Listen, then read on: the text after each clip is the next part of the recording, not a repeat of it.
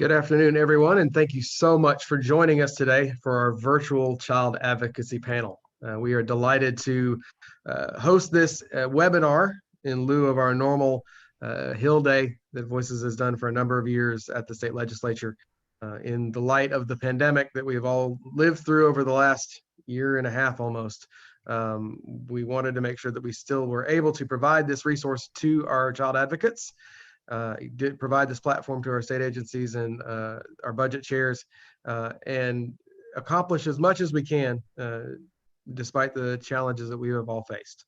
I appreciate everyone joining us on behalf of our board and staff here at Voices. We thank you all. We want to make sure that we give everyone the opportunity to ask questions throughout the day. We have some fantastic presenters and we really appreciate them joining us. If you will, please use the Q&A feature. If you have a question for a particular panelist, make sure you drop a question in, highlight who that question is to. We will be monitoring it as we go along.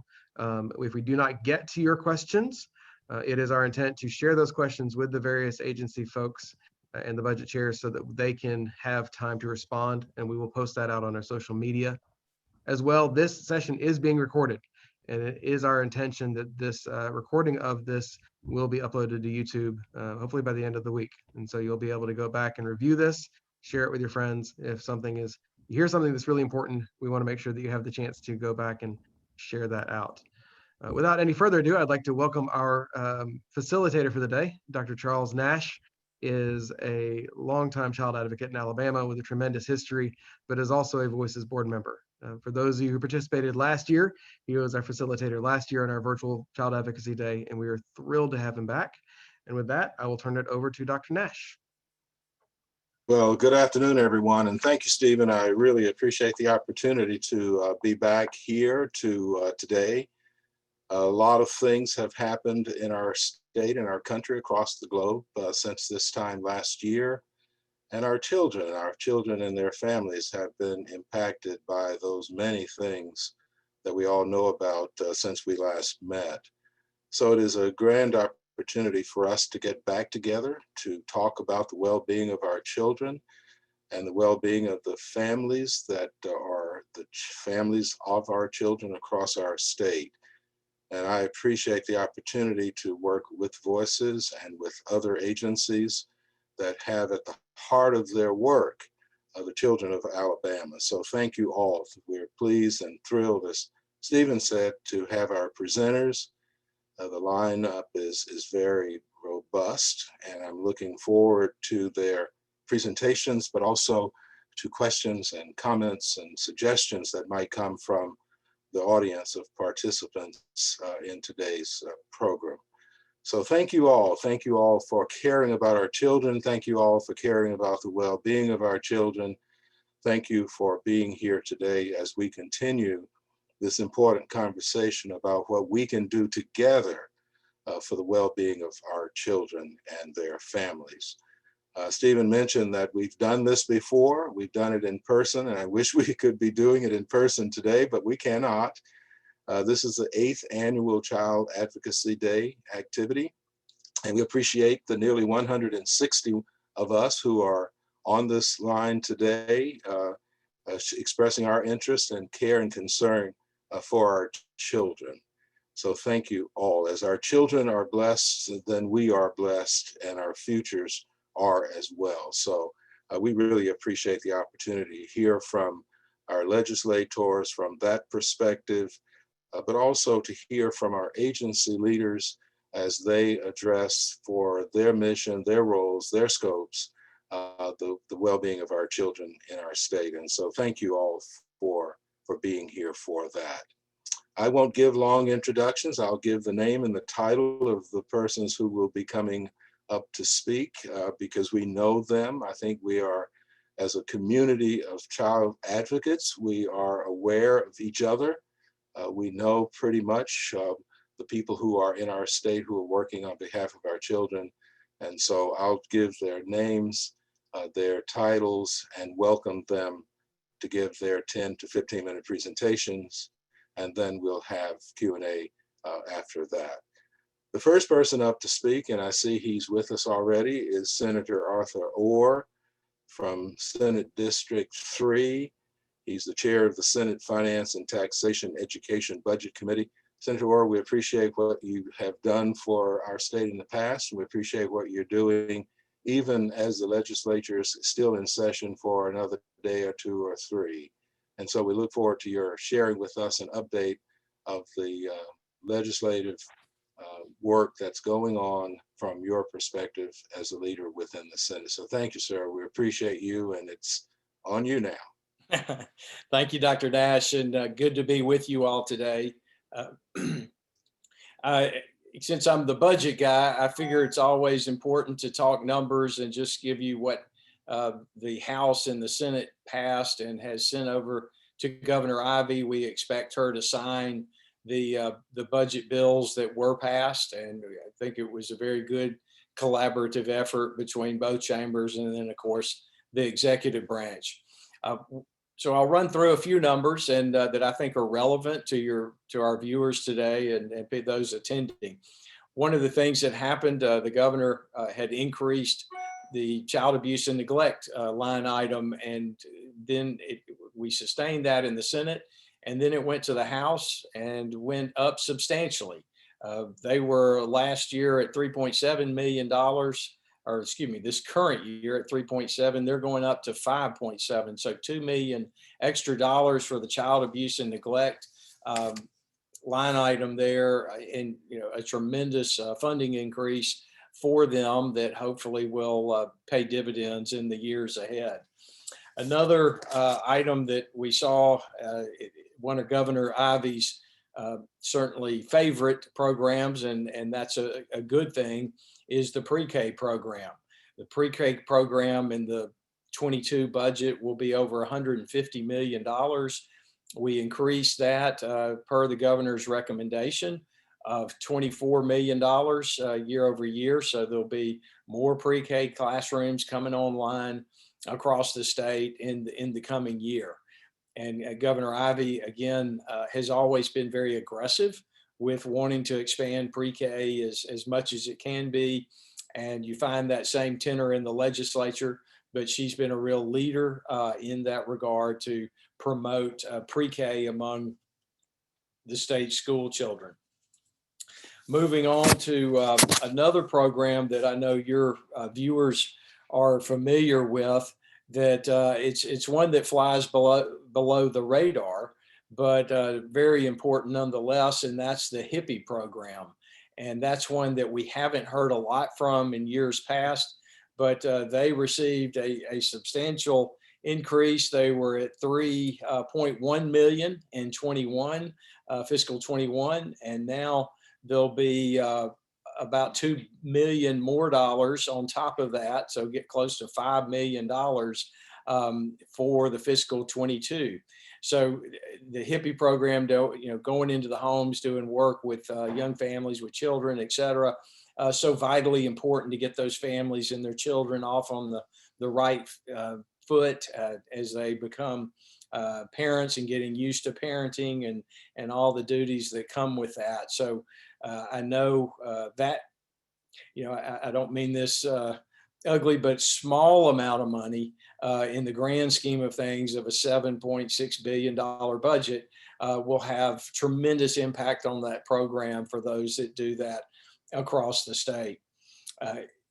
For those that do watch the budget and the numbers and want the spreadsheets, you probably saw several cuts across the budget, and you say, well, why in the world did those legislators do that? And one that comes to mind is related to literacy, and that's to try to get children to be able to read by the 3rd grade, related to the Literacy Act that we passed several years ago. Well, federal dollars will be coming down for that. So when you see, if you're watching the spreadsheets, what appear to be large cuts, that will be backfilled with federal dollars that will be able to be appropriated just through the State Department and have already been funded by the feds to come in to fund such programs as reading programs and, of course, summer school programs that will be going on all around the state because of COVID.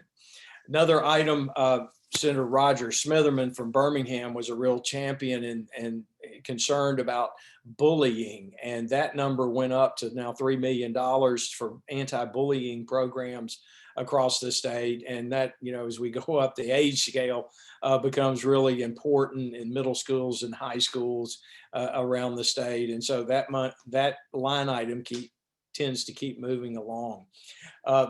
When it comes to special ed, that number was increased again substantially. Governor Ivey had put a new line item in there for special education interpreters and hard of hearing teachers that are going to teach children that have those particular needs. It's starts off at $8.5 million.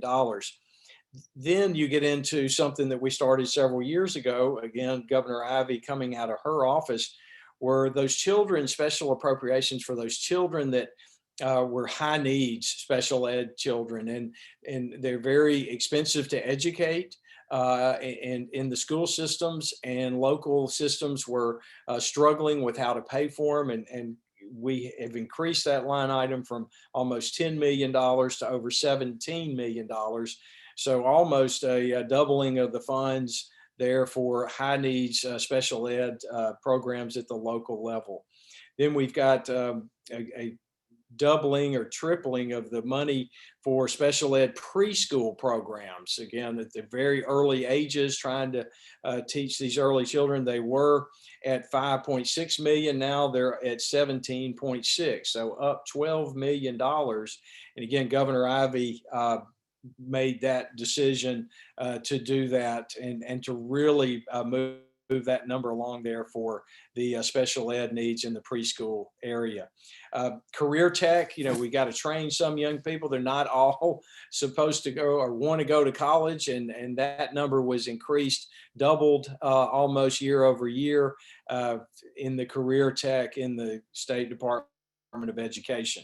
One last thing I would mention that stands out to me is we gave the Helping Families Initiative, which is a program started by former DA John Tyson to deal with truancy and the high schoolers, particularly that want to lay out of school. And with COVID, it's been very, children at home all the time, and it's been a little bit difficult this year for that program.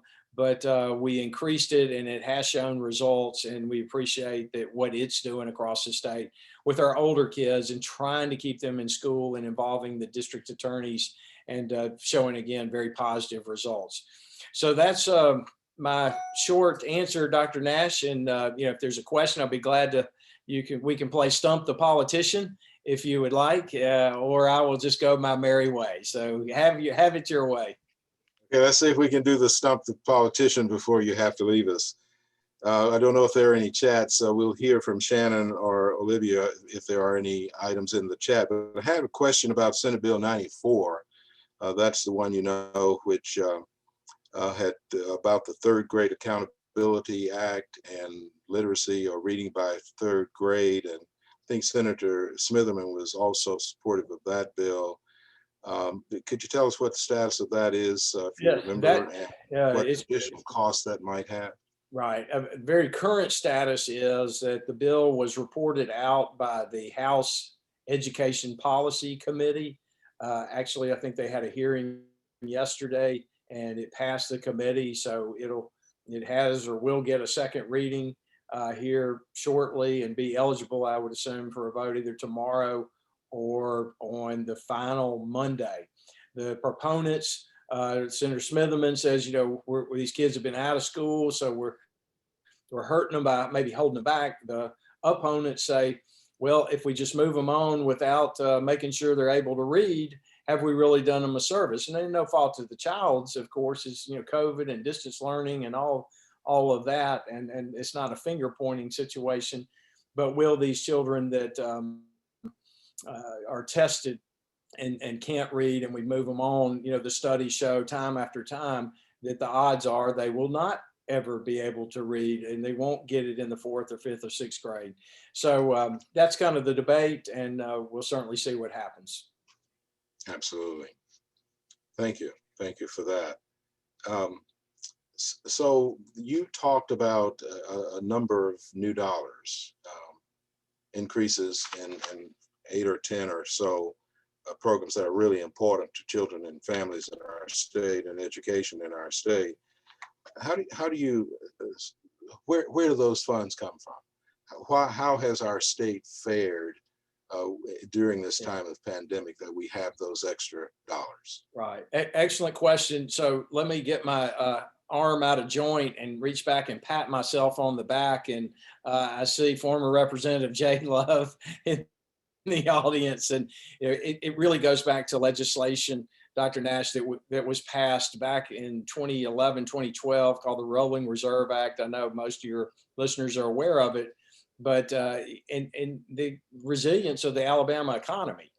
We didn't spend all the money we had. A lot of A&T, advancement in technology money coming out, of course, $250 some odd million, and the $60 million coming for next in the summer this year. And we actually spent half of what we had. We'll spend a like amount next year. But all this, again, is a result of disciplined spending and not just spending to the revenue estimates that we thought we may have. So we learned from the maybe bad experience of others where we had to go into proration. We've had a decade now of proration-free education, which has certainly been a gift to our educators as they have to manage budgets and expenses. Dr. Nash, would you mind if I jumped in for a second? No, Jay, go ahead.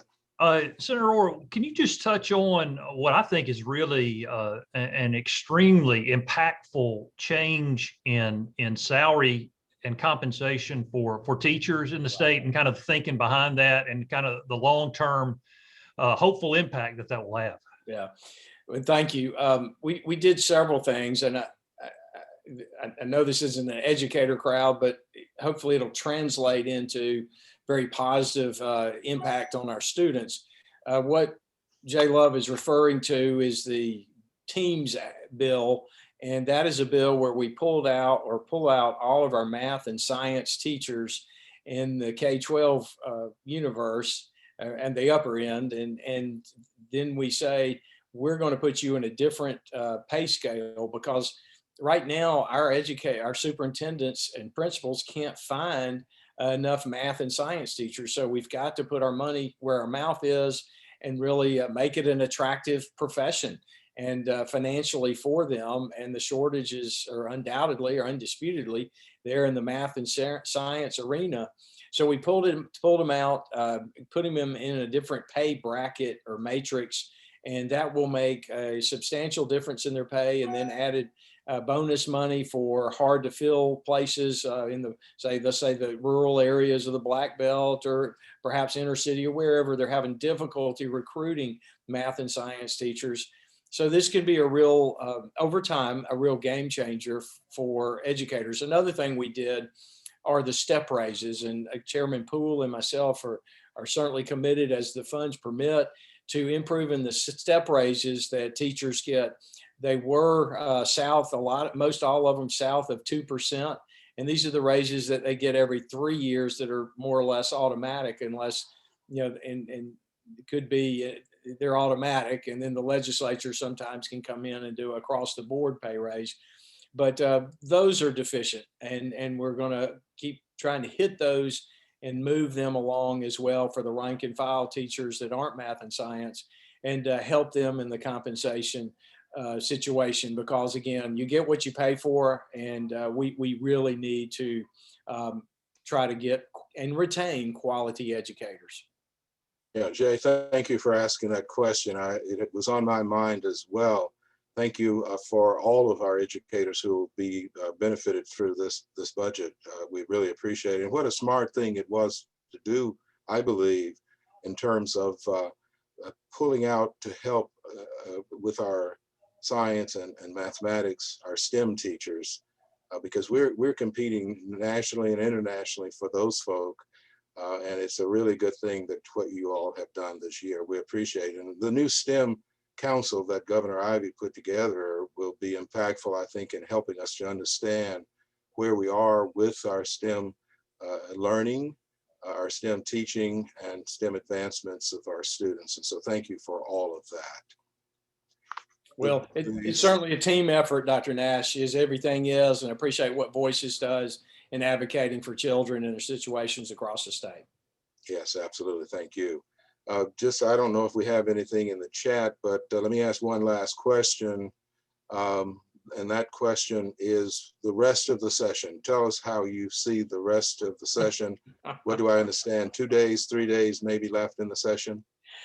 Well, you can relax at midnight 12:01 on May 18th. So that's a Tuesday. You can go, whew, they're done. They're finished. They can't do any more mischief in Montgomery.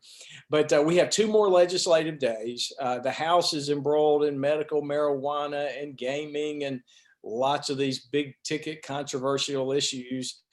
The Senate is, we've got some more bills to move, judicial sentencing reform, judicial reform out of Governor Ivey's initiative. So we've got some work to do, but not the heavy lifts that they have down in the House. But we'll be hard at it for 2 more legislative days.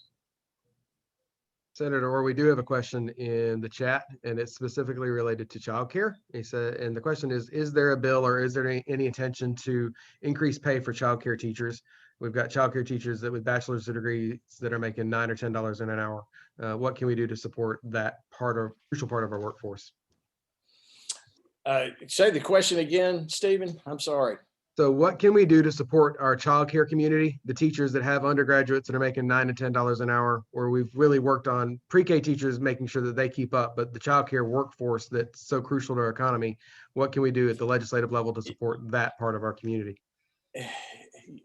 Right. I know that DHR is working on a plan to increase the quality of childcare in the state. They came to me late in the budget process with an ask, and by then the cake was already in the oven and it was too late to add any ingredients. So I think that's something that Commissioner Buckner will be visiting with us next year if it doesn't get done before then, with some of the federal funds coming down. So I know she's extremely engaged in the quality, and some of that quality equates to more funding for childcare workers so they can retain quality. We appreciate that. And we definitely, as Voices, it's been one of our perennial issues, and we definitely want to continue to support that crucial cornerstone of our workforce. Parents can't get back to work if they don't have childcare, so we appreciate that. And Deputy Commissioner Faye Nelson will be on later, and I bet she'll be able to respond to that question from the side of the DHR. And I have also the pleasure, Senator, of serving on the board of DHR. And so, yes, we're having those discussions as well. Okay, I don't see any other questions out there. Senator, do you want to wrap it up with any last comments for us, please? Well, like I said, I've already kind of made them, but to reiterate, just thank Voices for what they do on behalf of those who really can't speak for themselves, and just appreciate your organization. And, I do a lot of these budget initiatives and things. It's the work of many, many people pushing and making it happen, and for certain priorities. And so anyways, it's all a team effort, and just very privileged to be part of the team. Well, we appreciate you and your public service, and thank you very much for being here today as well. Thank you, Dr. Nash. Okay, thank you. Okay. So our next person up is Jay Love. Jay's already asked a question. So Jay, you've been introduced there a little bit. Jay works on behalf of Voices, monitoring what goes on in the legislature for us, and tracks us in terms of advice and counsel, the things that are important both to the legislature, to the executive branch, and to the people of Alabama. So Jay, would you share with us any updates that you might have from a perspective, I suppose, of the House, but looking at the House from the outside? Sure. How about that? One of the things too is, and he's obviously no longer here, but I'm going to thank him next time I see him. This is the last 3 days of the session here. You've got the last committee day. So for Senator Orr to take time out of his extremely busy schedule to meet with everyone. What shows his recognition of the importance of the role that Voices plays in Alabama. And I'm just very thankful he was willing to take some of his precious time right now. I'm going to touch on just the budget overall. I'm not going to go over the same line items that Senator Orr did, and then just kind of give us a general assessment of where we are. Touch very briefly on the general fund budget, which came out of conference committee today, and maybe just the things looking forward to next year as we enter the final year of a quadrennium and an election year. So just to give you a sense of the total budget of the ETF, it's $7.7 billion this year. It's a little over a $450 million increase compared to last year's budget. And just give you the scope and scale, the last year I was budget chairman, the education trust fund budget just 7 or 8 years ago was about $5.5 billion. So it's grown almost 50% over the course of the last 8 years. And it's had a meaningful impact on the state and a positive impact on the state in the recovery of the economy. As we think back a year ago, how much uncertainty we faced with the explosion and the coronavirus and the shutdown, and nobody knew exactly what it was going to end up looking like.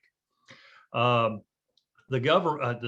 legislature pulled back and passed a very conservative budget that we're currently operating in. And because of the uncertainty of what that was going, the impact that the coronavirus was going to have on revenues, nobody knew, and they did a very responsible thing. But we snapped back fairly quick.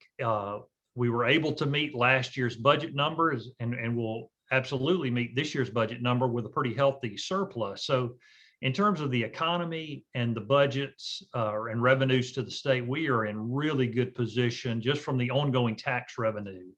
And certainly over the course of the last year with the different COVID relief packages that have passed, in terms of public education, there will be over $3 billion that will go to the State Department of Education to use to address COVID specific issues. And one of the things that Senator Orr touched on is the challenge as we come back to normal and what that looks like. And hopefully next year, the next school year starting in August is a much more normal year where you have in-person learning in classrooms.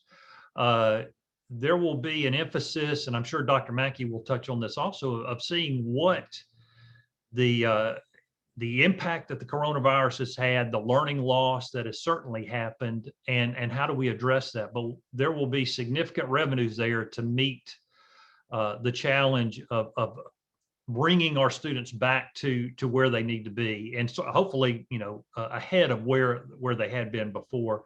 Senator Orr and Dr. Nash, you touched on the literacy bill and its impact, and the bill that's coming through the legislature right now. So that's one of the things that we've been monitoring is what does next year look like? What is the learning loss? How are those federal dollars going to be used to improve outcomes and to supplement public education in the state? A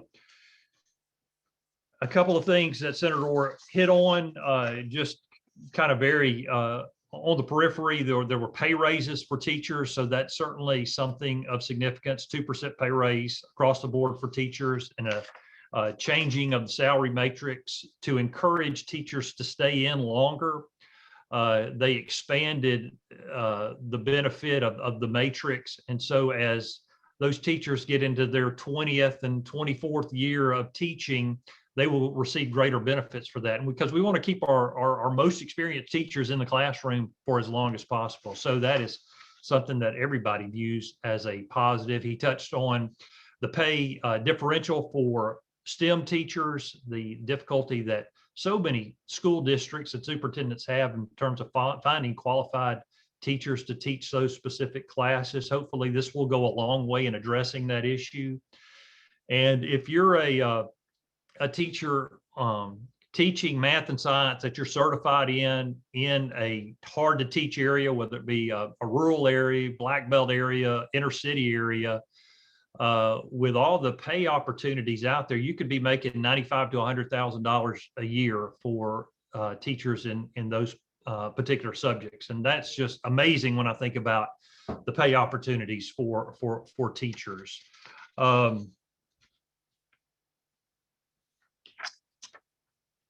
There was an expansion of special education funding in the state, $7.6 million increase in high needs special education grants. There was also an $8.5 million increase or a grant program instituted to fund interpreters and teachers for deaf and hard of hearing students. Senator Orr touched on the $24 million in new funding for Alabama's pre-K program, and that gets us closer and closer to our goal of 70% participation in the state. So all in all, the budgets are in very good shape. The ETF budget was one that will be impactful and significant. On the general fund side, it came out of conference committee today. A relatively modest increase, but the general fund's about in as good a position as possible. And certainly in the last 10 or 15 years, we had talked for years and years, every budget year, about what cuts we were going to have to make to the general fund. And we seem to have gotten over that hill because of certain growth revenue opportunities that exist in the general fund budget. So all in all, the budgets look like they're in very good shape. We have 2 days left in the session. Most of the action is going to be on the House. Last night, you had the medical marijuana bill that was in the House that did not pass, but it looks like it will be back on the floor on Thursday morning, tomorrow morning. There's also the gambling bill, which will probably be on the calendar for tomorrow. And so there's a lot of activity in the House over the last 2 days. I see a lot of long nights, early mornings and long nights in the House. And I expect at least one special session. Absolutely, we'll have a special session dealing with redistricting and reapportionment, depending on how the session goes this last couple of days. There could conceivably be a special session dealing with gaming and some of the other issues out there that might not get resolved. So that's where what we're looking like as we head into the summer. Next year is an election year. The legislature starts early, the second week of January, and will end around the middle of April. And you will have, nobody's exactly sure what the governor's race is going to look like, or lieutenant governor's race, kind of depending on who decides to stay in. And then every legislative seat's up next year, and so you could be looking at significant changes. Certainly not from the leadership side of things. The Republicans are solidly in the majority, and certainly don't anticipate anything happening there. But you never know what might happen in terms of new leadership opportunities for members. People may retire, so we'll just see. So next year is looking to be a very active year. I think the budgets will still be in very good shape next year. So I'm excited to what the future holds. Okay, thank you, Jay. We appreciate that. So Jay, this COVID relief money that has come, will be coming from the federal government, will eventually go away. What's your perspective on how the legislature, the governor, how they're thinking about when those funds are not available, how the state will fare? That's an excellent question, Dr. Nash. And I think what we and I hope what we see is an opportunity for some new spending in terms of programs that the state will be able to begin to adopt using the federal money. And then hopefully we will see some really positive impacts from those federal dollars in specific areas. When you're talking about after school learning, when you're talking about summer programs that could have a real significance in the way the kids learn in this state and the impact that it'll have, where you will see an opportunity. Well, we've seen success with the federal dollars. We'll have to come back and hopefully supplement with state dollars. So, that is my hope, and certainly on the child care issue that Voices, Stephen and I have been working on very actively, along with DHR. There may be an opportunity there using some of those federal dollars to establish a program that, as we move forward, that we will need to use state dollars to supplement. Yeah, on the question of STEM teachers, teachers for science, mathematics, technology, engineering. The program Access, which allows or permits or enables, I guess is the right word, a school district that has a solid teacher to deliver that instruction to schools that don't have a teacher for that area. Do you recall whether that program was enhanced in this budget at all? I don't believe it was. I believe it was level funded, Dr. Nash. And so, there's a lot of discussion around technology and its impact on learning. And you've seen broadband initiatives, and not just necessarily focused at the education level, but certainly that plays a large component in the delivery of education. And we've seen that over the last year when so much of the learning had to take place at home, and you had real disparities in terms of internet access in rural areas, and for others on the lower economic end of things that just didn't have the access that many others do. And you want to create as much of a level playing field as you can when it comes to that. But Access has been around a long time. It's not fully funded because I think it's only in about 50% of the school districts across, or the schools across the state. But you could see that line item grow because of the impact we've seen and the experience we've seen with COVID. Okay, speaking of COVID. Okay, are there any questions, Shannon, in the chat, or any questions out there anywhere for Jay Love?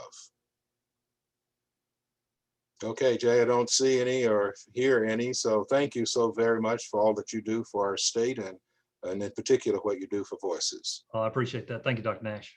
Okay, thank you. We'll see you later. Okay, so Stephen, I think we're ready to move on to our next presenter. We are thrilled to have come to us Scott Harris, Dr. Scott Harris, our state health officer. Dr. Harris will give us an update on where we stand with the pandemic and COVID, and where our state is making progress, perhaps where our state needs to make progress. And so, Dr. Harris, if you are with us, Dr. Harris, are you there? Yes, sir. I'm right here, Dr. Nash. Okay, there you are. Hey, Dr. Harris, we appreciate you so much. You were with us last year talking about this, and now we're about a dozen months, I guess, later. And so we thank you for all you've done in the intervening months, and we look forward to your progress report. I hope it's a progress report that you're going to share with us today. So thank you. Thank you very much, Dr. Nash. It's really good to be with you. I'd certainly enjoyed being with you last year as well, and it has been quite a year. But I just appreciate so much our partnership with Voices. You guys do such tremendous work, and we're very proud to support you and appreciate your support. Thank you to Stephen for inviting me today. And again, just it's always a pleasure. I want to give you a COVID update. It is a progress report, I think, although I was going to mention just a couple of other items quickly before we start with COVID, just to let you know that there are other public health things going on, believe it or not. It feels like I spend about 5 minutes a day doing everything in public health other than COVID. So when this is behind us, I guess we'll have a lot of free time. But I did want to just update you on a couple of legislative things that public health has worked on this year. We worked really very hard on legislation related to our ability to enforce lead rules related to lead paint or lead chips or lead dust inside of dwellings. Not everyone's aware, but we still have hundreds of cases every year in Alabama of young children, typically toddlers, who have elevated lead levels. Most of those children are in low-income homes. They're disproportionately African-American children because they live in dwellings that are older, that may have been painted with lead paint in the past, and they're still being exposed. Most of those kids, fortunately, don't suffer any ill effects, but if you know much about lead poisoning, you know that it causes permanent mental disability. It is irreversible. There's no treatment. And so every one of these cases are tragic because they're completely preventable. So we actually are just waiting to get on the House special order calendar in one of the last 2 session days. We were on the special order calendar yesterday for a final vote that would have sent this to the governor. Some other things happened in the House yesterday that took many, many hours, and they never quite got around to us. So we very much hope that we are able to get back on the calendar either tomorrow or for whenever the final day of the session is going to be. I did want to mention CHIP. As you know, CHIP is the Children's Health Insurance Program, where all kids in Alabama, is a tremendously important program to the health of kids in our state. We have had a fairly steady drop off in enrollment related to CHIP this year, and the reasons have to do with the pandemic. About a year ago, when there were so much economic upheaval, a number of families qualified for Medicaid and transitioned from CHIP to Medicaid. And because of the public health emergency, Medicaid has not disenrolled those children yet at this time while the public health emergency remains in place. And so we actually have about 10,000 less kids on CHIP at this time as we had about a year ago. That'll probably stay that way until the public health emergency ends. We do want to thank the legislature for all their support. They're tremendously supportive of CHIP. We had made a request for a state match, which they were very supportive of. It turns out we probably have some carry forward money because of the declining enrollment this past year and won't need all of that money. But I do want you to know that we appreciate their support and your support of CHIP too. CHIP is a tremendously important program in our state, and we're very proud that is part of public health. Let me take a few minutes just to talk to you about COVID-19. It has been an incredible year. You know, the first case of COVID-19 that was recognized in our state was on March 13th of last year, Friday the 13th, and it's kind of felt like Friday the 13th for the last 14 months. We now have more than 500,000 cases of COVID-19 that have been diagnosed in our state. And unfortunately, we've lost just under 11,000 Alabamians, our friends and family and neighbors and people that we know. For a state our size, Alabama in a given year usually averages about 52 or 53,000 deaths per year. That's normal for our size. This past year, we're still totaling it up, but it's going to be right about 65,000 deaths. We're going to have about 11,000 more deaths this year than we have in an average year. And COVID, of course, makes up most of those, if not almost all of those. So we unfortunately continue to see that COVID is one more example of the health disparity that we have in Alabama. People who are low income, our African-American residents in particular, bear the brunt of this disease in the same way that they bear the brunt of many other illnesses. We unfortunately see higher rates of things like cervical cancer or infant mortality or cardiovascular disease that in our African-American residents compared to other races, and in our rural areas compared to our urban areas. And in that way, COVID-19 is no different. It continues to reveal those same disparities that we have. But we do actually have hope. We do actually now see a light at the end of the tunnel with our vaccination program. The vaccines in Alabama began in late December. And so we have been going now about 4.5 months. We've now vaccinated over 1.5 million people in our state. About 1.1 million of them are fully vaccinated, have completed their vaccination status. So that represents around 23% of the state. We certainly would like to be a lot higher than that. We initially had a very slow rollout. I wish we had done a better job, but it was difficult handling these the cold chain of these really finicky products. We only had a handful of locations in the state that could handle them. And the first 2 or 3 weeks were real challenging to get everyone up to speed. Since that time, Alabama's done a great job, and we now have vaccines in over 1,300 locations. We have multiple vaccination sites in every county in the state. Even though I certainly don't want to overlook the fact that there can be access problems sometimes. There still are people sometimes, particularly in rural areas, who just don't have transportation.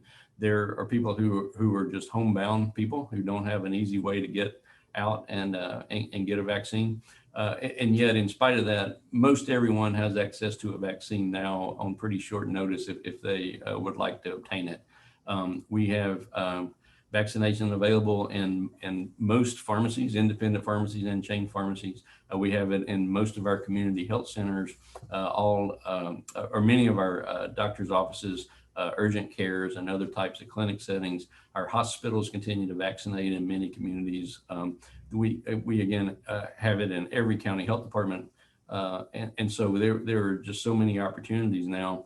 And what we are encountering is just some hesitancy about whether people want to get vaccinated. We always knew that would be a problem. We spent a lot of time thinking about that even before the vaccine ever arrived, about how we would reach out to communities and try to build confidence in the vaccination program. I would say that we've had some successes and some not so successful attempts at doing that. It actually turns out today that the counties that have been most successful in vaccinating in terms of percentage of people vaccinated are virtually all in Alabama's Black Belt. We spent a great deal of time focusing efforts in there. I think the #1 county for percent of people vaccinated is Lowndes County, followed by Greene County and Hale County. And several others as well. I think about 10 of our top 15 counties are all in the Black Belt. So we feel very good that we've addressed at least some of the vaccine hesitancy in these more rural African-American communities. At the same time, we are still seeing hesitancy in other counties, mostly more rural counties, many times predominantly white counties. And there, are just different types of reasons that people have hesitancy, and it becomes real challenging to try to find the right way to communicate that to people. So we continue to do that outreach. We know that the only way we're going to get back to any sense of normalcy is through vaccination. Our department did a presentation this morning for the House Health Committee and some other legislators, where we went through all the math about how do we get to herd immunity. And the answer is you can't get there without continuing really significant rates of vaccination. We have to continue vaccinating at a really high clip for the foreseeable future. So as you know, vaccines, 2 of the 3 vaccine products are only available for 18 years of age and up. The Pfizer product is approved for children aged 16 and 17, as well as for those 18 and up. We expect any minute now, really maybe today or certainly in the next day or two, to have additional authorization to use the Pfizer product for kids down to age 12. So we'll pick up that age 12 through 15 group. We actually think that's a really important group to get. Below age 12, even though kids become infected, and even though maybe someday there'll be a vaccine for them, those younger children aren't the ones that get the most serious disease in most cases. There are exceptions, but generally speaking, they're not the ones who get sick, and they don't tend to transmit the disease as easily or as often. Beginning about middle school age, those kids begin to behave sort of like adults do in the sense of how they handle infection. And so we very much want to start vaccinating kids starting at age 12 once we have that product authorized to do that. We've talked a lot to pediatricians in our state. They've been very supportive and are looking forward to helping us with that effort. We know vaccination is going to be really important in terms of getting our schools back just like everyone wants, particularly this fall.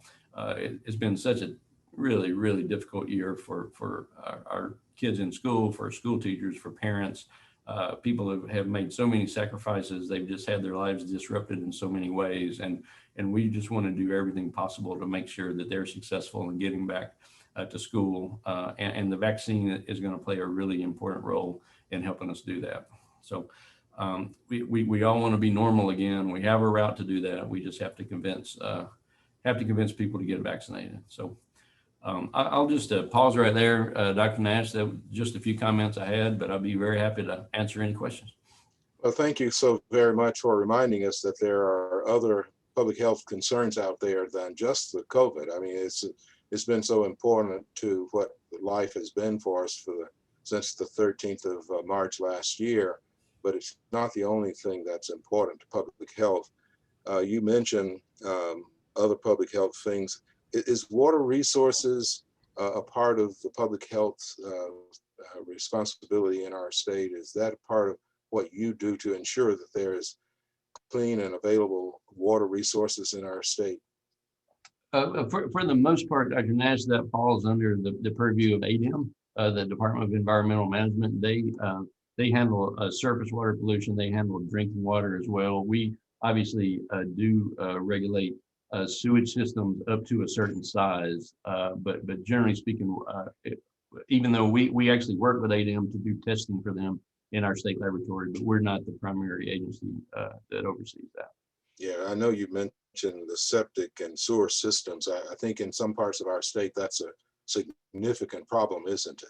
That's absolutely right. That's long been a problem, particularly for Alabamians that live in the Black Belt.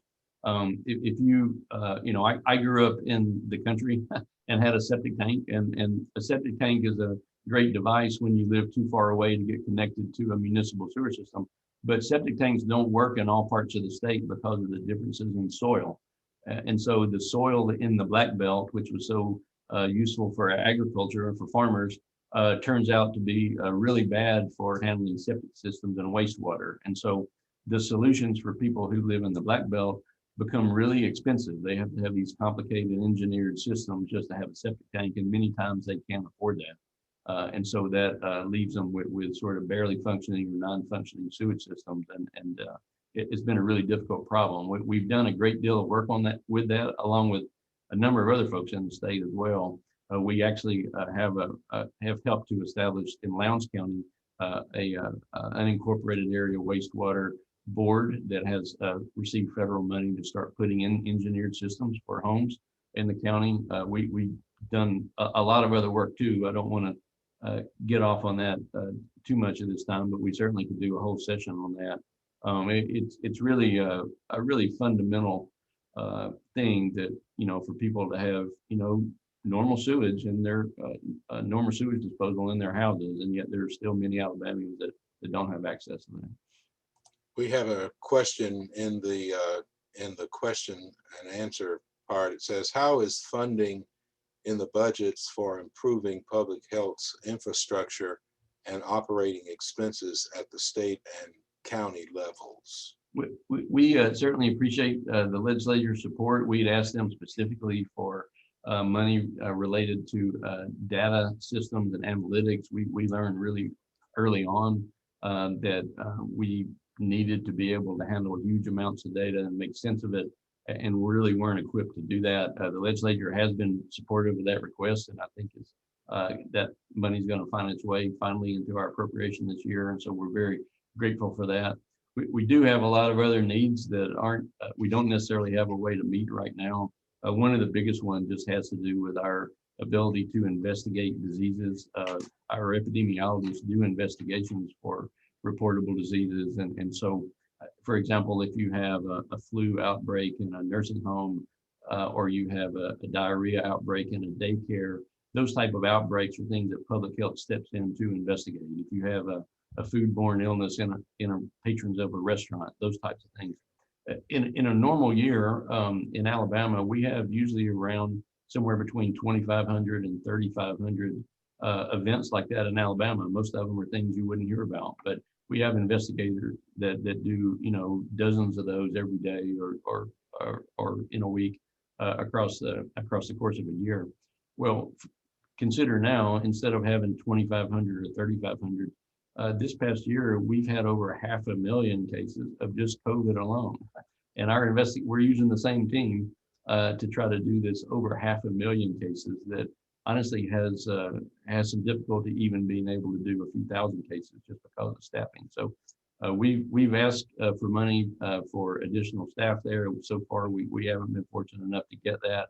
We've taken some federal money and tried to contract out that work to the extent we can. But it's really challenging, and unfortunately, over the past several years, public health funding in general nationally has declined. We don't really get, in most cases, local support in the way that we used to. Our county health departments typically got by with help from county commissions or cities, councils, and there's a little bit of that still exists, but most of that, unfortunately, has gone away. Okay, thank you very much. there are certain aspects of life in our state and all over the world that disproportionately affect our children. Could you cite any of those? I see you agreeing with my comment. Any of those that are disproportionately affecting our children right now? We know that COVID is really not. Yeah, COVID is not so much, although certainly COVID has really played a role in our children's lives, as you know. And I know Commissioner Boswell is going to talk, I'm sure, about mental health effects of that. And clearly COVID's played a huge role, having kids' lives disrupted and having to be home and away from the classroom environment has played a tremendous role in them. So even when kids don't get sick, you know, certainly it's been a terrible year for them. We continue to have an issue just with infant mortality in Alabama. It's really unfortunate that continues to be an issue, but Alabama has rates of infants dying in the first year of life that unfortunately compares with a lot of countries in the developing world. We've done a much better job in the last 3 years. Our numbers are much better, or actually these are the 3 best years we have ever had, the last 3 years, in terms of infant mortality, and yet we're still much worse than the national average, and just not at all comparing well with most developed countries in the world.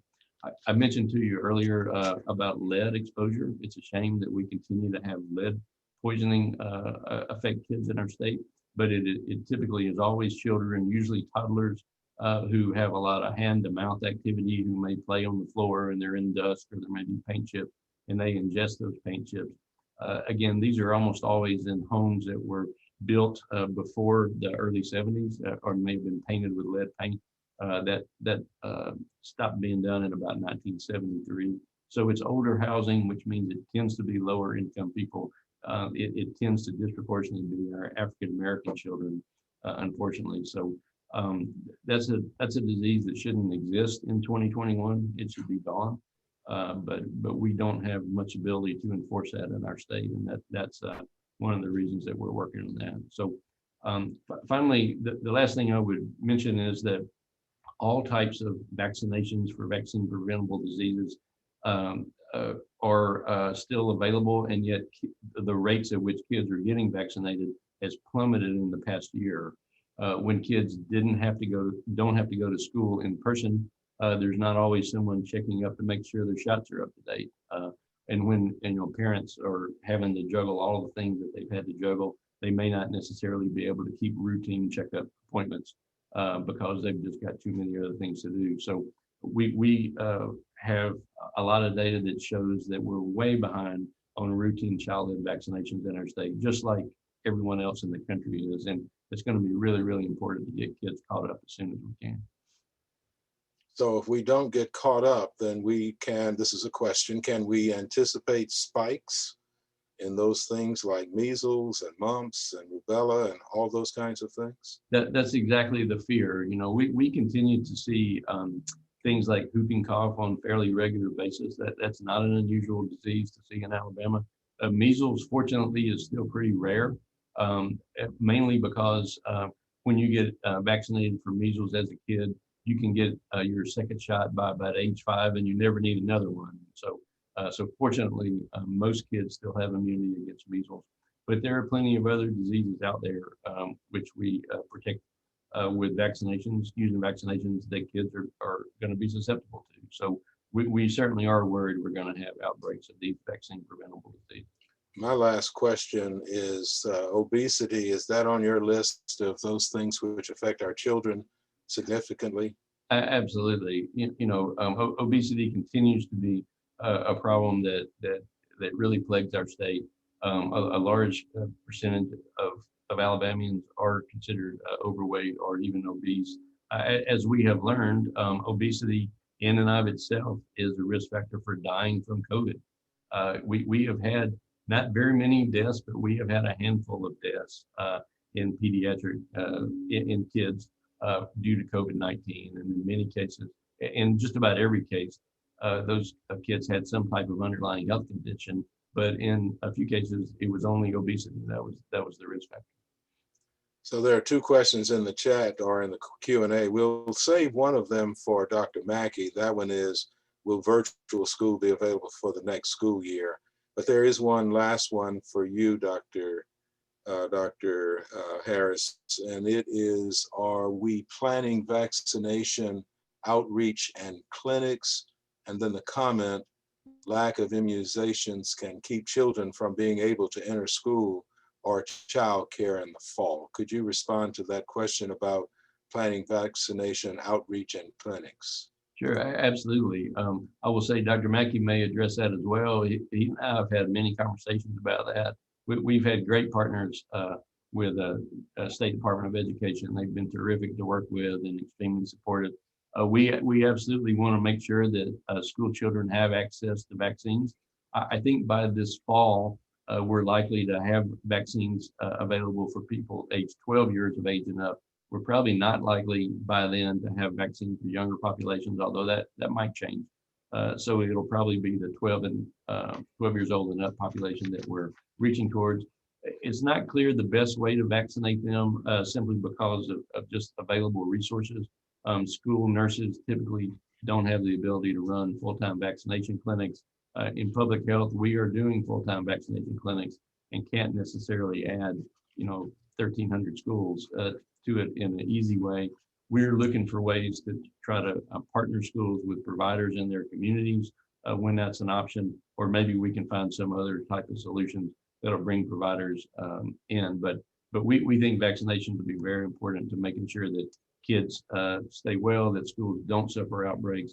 Even when kids don't get seriously ill, an outbreak in a school can just be so disruptive because close contacts have to go home and quarantine. Your teachers and faculty and staff who are adults, may be people who are at risk for serious illness because of their age or other health problems.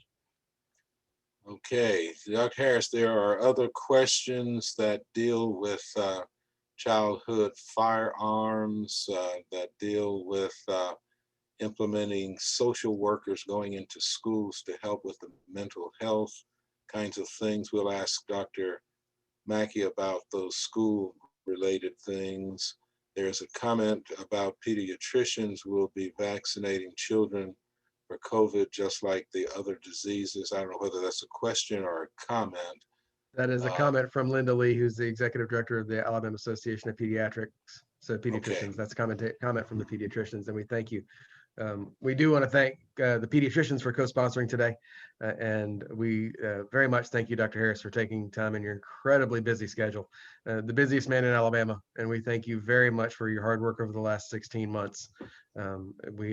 Alabama has been very well served by your leadership, and we are deeply appreciative of it. Thank you. Thank you very much for having me. Thanks for all you do. I really do appreciate it. Thank you. Thank you, Dr. Harris. Okay, I see that Dr. Eric Mackey has arrived, and Dr. Mackey, we all know, is State Superintendent of Education of the Alabama State Department of Education, and we're going to ask Dr. Mackey to join in this conversation and to help us understand where the schools are, where the schools are going, and what impact any and all of that will have on our children and their families as we look forward. So Dr. Mackey, welcome. We appreciate you as always, and we look forward to your discussion with us.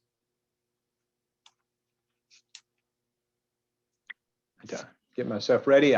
Thank you, Dr. Nash. It's good to be with you, and I know we're on a really tight timeline, so I'm going to limit my comments very quickly and then just let you, I know you have some questions. I've already heard you deferred some of those previous questions for me. So just say thank you to all of you and for what you're doing to support our schools out there. Obviously, things are much better now than they were a year ago. All of our school districts now are open for in-person instruction, though not every child is in school on an in-person basis. We do still have virtual schools going on through the end of this year. As you know, so many of the changes in CDC guidance and then from the Department of Public Health and the governor's health order, it really made the end of this school year look so different from the beginning of the school year. So as we wind down, most of our schools have about 2 weeks left, and most of them have wrapped up the big things they have to do at the end of the year. We expect graduations to look pretty normal. It may be some of our local schools may still require, say, wearing face coverings at graduation. Some of them may even require distance spacing, but they don't have to. And then I think most of them are not going to do the spacing for seating, but many of them are going to be held outdoors, for instance. And that's actually pretty typical where we might have graduations outdoors. I'll give you a specific example. The Montgomery County Schools, which of course is one of our big 7 school systems, they normally have indoor graduations and usually work really well with the city of Montgomery and Alabama State to do those. But this year they're going to do those at Crampton Bowl. So they're moving outdoors, which we know is a safer way to do it, and also an easier way for them to space out because Crampton is so large. And so there are some changes, but compared to what we were looking at for graduation ceremonies last year, things are much more normal looking. As we go into the summer, we expect summer programming to continue. Again, it may look similar to what it has in the past. Our biggest problem with this summer is actually getting teachers who are willing and able to really come in and teach all summer because our teachers are just worn out from this very challenging year. And so we're finding local schools are hiring back retirees. They're certainly paying premiums to teachers to work this summer. Some are kind of building in a break there before they start back their summer programming. But we will have a lot of summer programming this year, and much of it targeted toward getting students, academically caught up. And I want to say about assessments. We have completed our state assessments. We were, some states were, in fact, some states did not do their assessment this year, but we really were pushing for state assessments, and we were targeting a minimum of 70% participation. Our participation rate appears to be over 90%. In a typical year, it's about 95%. So we're really pretty close. And that's just a testament to the great work of our teachers and administrators who care deeply about what happens in schools, and our parents and families who make sure their children are in school every day. Those numbers will look different from district to district. Where we have districts that still have a lot of students that are virtual, those numbers are going to look skewed. But statewide participation is really strong. Vaccination is always on my list. We certainly are pushing for vaccinations. Our vaccination rate among adults in schools is greatly varied, from as low as 25% in some school districts to as high as over 90% in other school districts. So that is a struggle for us. As Dr. Harris already pointed out, it's kind of the same struggle. It's geographic. We do have some communities that are much more resistant to taking the vaccine. I've had the vaccine. I'm pushing for it. I absolutely, I'm an old high school science teacher. I'm deeply believe in the science behind the vaccines. And people who understand science and history know that vaccines are really the only reason we still are able to have, a really modern society. The kind of international travel and things that we do in modern society, we would not be able to do that had we still had the diseases of the Middle Ages, for instance. So vaccines have really given us an opportunity to enjoy the kind of lifestyle that we have in the world today, and the health that we have. And so we cannot allow ourselves to go backwards into kind of this anti-science. We no longer believe in vaccines after a couple of hundred years of vaccines absolutely changing people's lives, all for the better. So very positive about that. Dr. Harris already mentioned we are also getting vaccines for children 16, 17, and 18. We're hoping that by next summer, we'll be able to have students as young as 12 vaccinated. I actually saw, I know CDC is looking at that, and I saw, as some of you did, I'm sure today, Canada has announced that they are going to begin vaccinating 12-year-olds and up. So hopefully that's a good sign that something will be coming really soon. With that, again, a big thank you to all of you for what you do. And I know our time is very limited. So Dr. Nash, are there are there any questions in the chat for me? And I'll take my last 7 minutes and hit those. Yes, there are a couple of questions that I wanted to highlight. One question is, will virtual school be available the next school year? You may have spoken to that in terms of how local school districts will operate. So virtual schools, in concept and in practice, we've had virtual schools since about 2013. So we're not abolishing virtual schools, but the kind of virtual option where you'd have some third graders in an elementary school who are virtual and some in person will not be the same next year. Our expectation is that everybody comes back to school unless they are enrolled in a true virtual school, a standalone virtual school, or a standalone virtual program. So an example, Baldwin County is one. They have a virtual school, and they have students from all over Baldwin County who are enrolled in the virtual school. And that school will continue to exist, and their enrollment might go up some from what it was in 2018, say, but the expectation is that students go back to school, that we will not have this kind of virtual platform.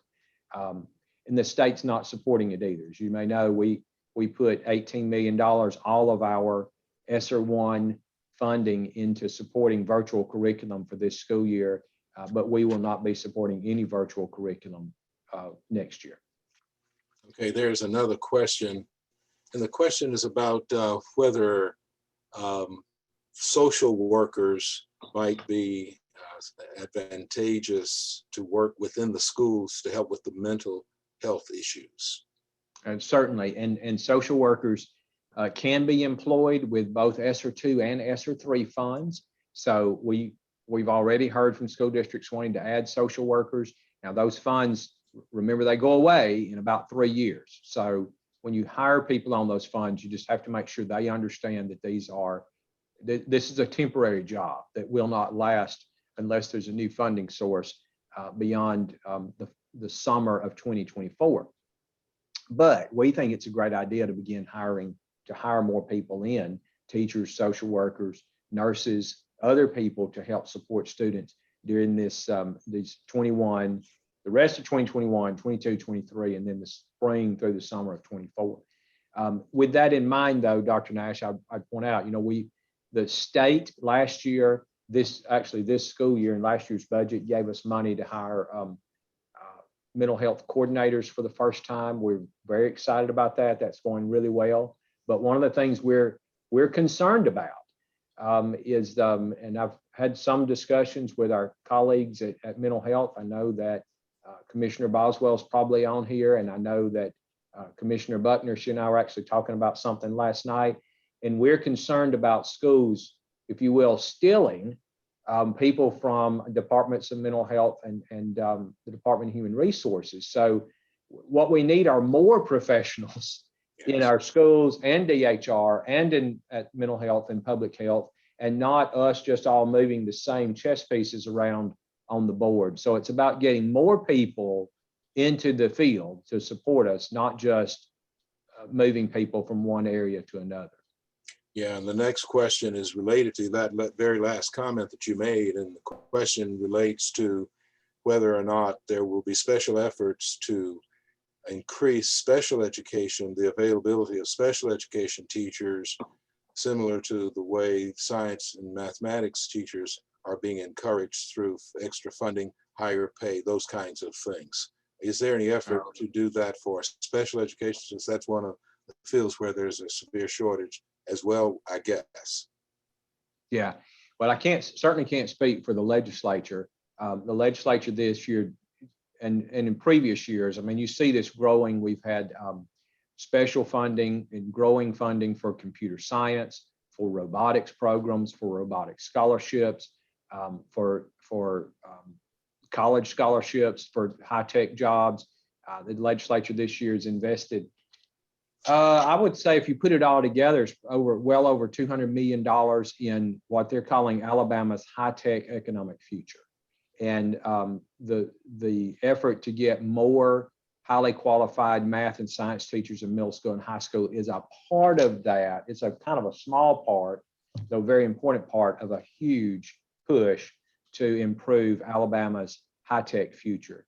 And so it's kind of standalone. Special education is a whole different issue. We certainly continue to push for special education services through both federal and state funds. So for instance, this year, as everybody on this probably knows, I asked that we would add a hearing impaired teacher specialist to every school district, and that we would hire an autism specialist in every school district. And we got part of that. So we got about $8.5 million, I think, for hearing impaired teachers. We did not get the autism piece this year, but there's only so much money out there. We also have asked for record amounts of money for preschool special ed children. So as you know, we serve children down to age 3 in the public schools. And for the second year in a row, the legislature has given us unprecedented increases in that line item, and also line item in what we call high needs special education grants. So altogether, I don't have the number right in front of me, but between those 3 programs, year on year, last year was a record investment in special education services for the state of Alabama. We'd never done as much as we did last year. And this year, they increased that by about $30 million, I think. So we'll continue to grow that out. Now, I don't think that'll ever look like the teams where we say we want our special education teachers to pursue a national certification. And if they get a national certification, then we'll give them a raise. I think it really needs to be more thinking about those specialties, working with children with each exceptionality, and how do we get people who are working with children who are hearing impaired, working with children with autism or children with specific learning disabilities, rather than pushing them toward national certification. It's just my opinion. I can't speak for the legislature. They might want to do it differently, but I think that's probably where we're headed. So one of the questions that I'm concerned about, or comments that I'd like to make, is we've talked about hearing, we've talked about academic studies, we've talked about special education of various types. Is anybody thinking about the impact that the screens, the computer screens, the tablets that our children have been in front of so significantly since the pandemic started, about vision and what impact those screens may have had on our children's vision? We've not had that specific discussion. Now we do, as you know, we have a large partnership with UAB and with Sight Savers and with the Lions Club to check children's vision, and that this year we missed that in most schools because children just weren't in schools, and or they weren't there on a regular basis in the fall when we usually do the screening. I also had a problem this year with bringing extra people in from outside the campus. So I think this next year we may get some numbers on that if we see that there are some vision problems that we did not have in the fall of 20 or 19. Then we may end up by this time next year knowing that there are some significant vision issues. But at this point, we don't have any numbers on that. Okay, thank you. Our last question is from Linda Lee. She wants to know, can you speak, Dr. Mackey, to how the school-based mental health consultants are addressing the impacts on families, not just the children of the families, but on other members of the families, I suppose, fathers, mothers, siblings, due to the lack of in-person learning? So those coordinators, which started this fiscal year, so they just came on board really October 1st, and we have them in 105 of our 143 school districts, and they are working on full family services. I think it's where Linda's going, and it's a good question. So their job as a teacher makes observation that something's wrong, that a child may need extra support, or it may be reported by the child or by the family that they need support. That coordinator's job is to really dig deeper. I actually originally was we were calling them school social workers, but then got away from that because we didn't want them just to be social workers. But that kind of is their role, to find out what's going on, what is the kernel of the problem, and not just dealing with, say, an outburst in behavior, but if there's homelessness, if there's a mental health issue of the child or a mental health issue in the family, if there's a lack of food security, what's going on, and how do we connect that child to services in the community, not just the child, but the child, the family, to services in the community, so that we get at it a different way.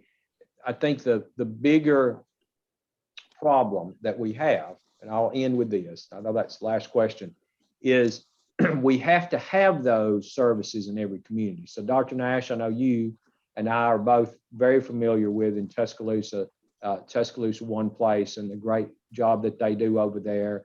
And we need those kinds of family resource centers in every community across the state, and other services out there, because there are counties where you make these, you can figure out what's going on, but there's nobody to refer people to because there's not a service like that in the community. So I think that's the next obvious step that we need to take on as a state, is how do we make sure there are services, coordinated services in every community in the state. Now, that's not saying that there aren't things going on. We can refer people to the Department of Mental Health, and they have a presence in every part of the state. And DHR, of course, has a presence in every part of the state. And we have health departments in every county but 2, and every county is covered. But an organization like that brings everybody together and kind of does surround services for families, we don't have one of those in every county. And that's something I hope we can build out. And the federal money that we're getting through ESSER 3 can help build that out. But the money probably is going to flow through school districts who say, how can we take this money and help build that? And I appreciate the time this afternoon, and look forward to us all being in person again one day. Absolutely. Next year, I'm looking forward to it as well. Stephen, did you want to respond to that question? Did I see that? No, not at all. Dr. Mackey, thank you so much for taking time out of your busy day. We deeply appreciate your leadership at the Department of Education and all the work as we see a one-time influx of federal funds we've never seen before, and the guidance that y'all are providing to local school districts about the most effective ways to spend it. So thank you for all that you do, and thank you for taking the time to join us today. Keep pushing forward, everybody. Take care. Thank you, Dr. Mackey. We really appreciate you in multiple ways. Thank you so very much. Okay, our next presenter, I think she is here, is Kimberly Boswell, Commissioner for the Alabama Department of Mental Health.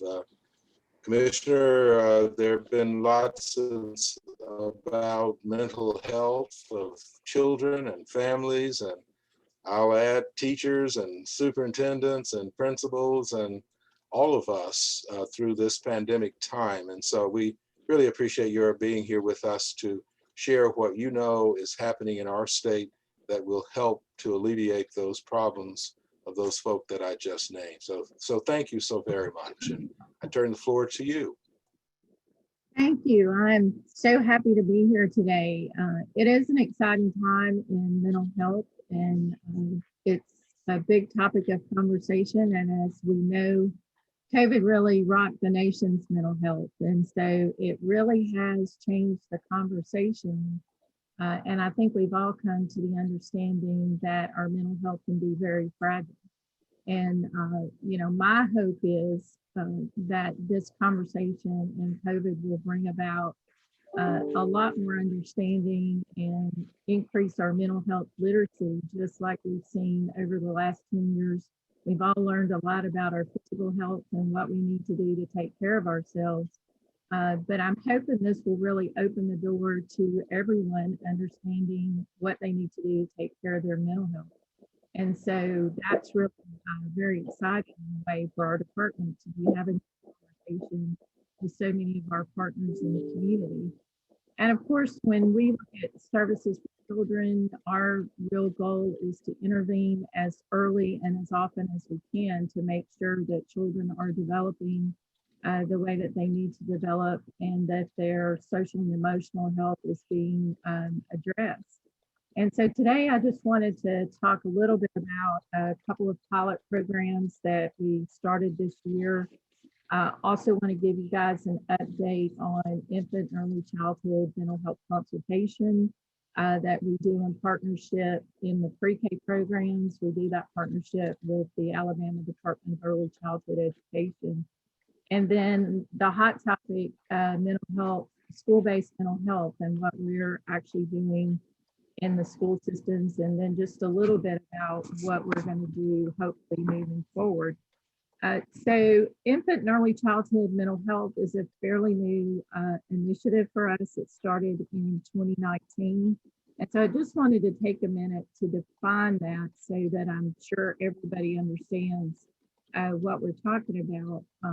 Infant and early childhood mental health is the developing capacity of the child from birth to 5 years of age to form close and secure adult and peer relationships, experience, manage, and express a full emotions, and explore the environment, and learn all in the context of family, community, and culture. And so it is the very beginning of trying to address the child's mental health as early as we can. And this year, we started a pilot program in 2 of our early intervention programs. Most of you know the Department of Mental Health is one of the 3 partners that administer the early intervention program across the state. And we have 41 early intervention programs that are under our umbrella. So this year, we implemented a pilot where we included infant and early childhood mental health consultation in early intervention programs. And really, that's a 3-tiered program where we go in and do education on social and emotional learning for the providers, help the teachers in those settings develop an intervention, and then, of course, in some cases, actually provide those services as a part of the child's individual family service plan. And so that pilot is going to run for about 6 months. And at the end of that, we'll take a look at the data and see if we've been successful in doing interventions with those kids, young kids, babies, and up to 3 participating in early intervention. The other pilot that I wanted to mention is a pilot that we're doing with our substance use programs for women, pregnant women and their children.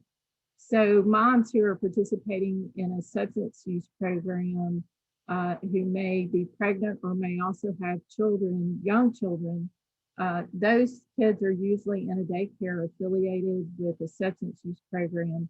And so beginning in June, we'll be implementing infant and early childhood consultation in those daycare programs for those children who are the children of parents who have an addiction issue and they're seeking treatment for that addiction. So those are 2 of the programs that we're really excited about.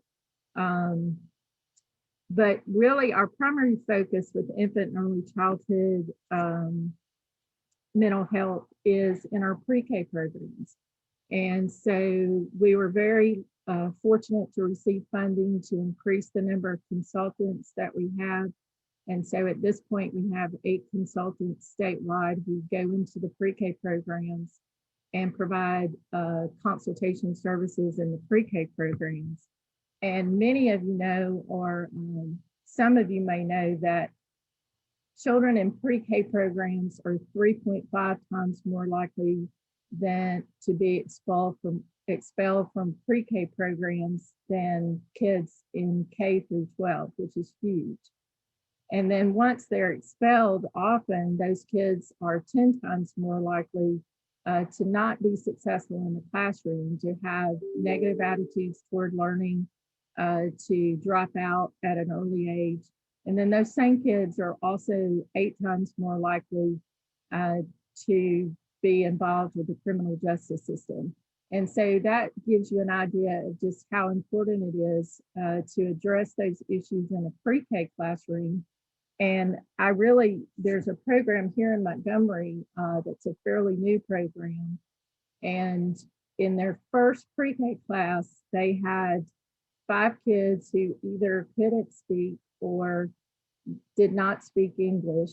And they also had 5 other kids that had severe enough behavior problems that, but for mental health consultation services, would have been expelled from that pre-K program. And so it's been just really amazing to see how effective it is, because teachers want to know how to intervene. Teachers want to know how to help kids. And a big part of what we do there is really, instead of asking the question, what's wrong with you? The question is, what happened to you? Because often what you're seeing in that pre-K classroom is really some kind of trauma or some kind of adverse childhood experience that happened that is negatively impacting the child. So that's a very exciting initiative that we have going on.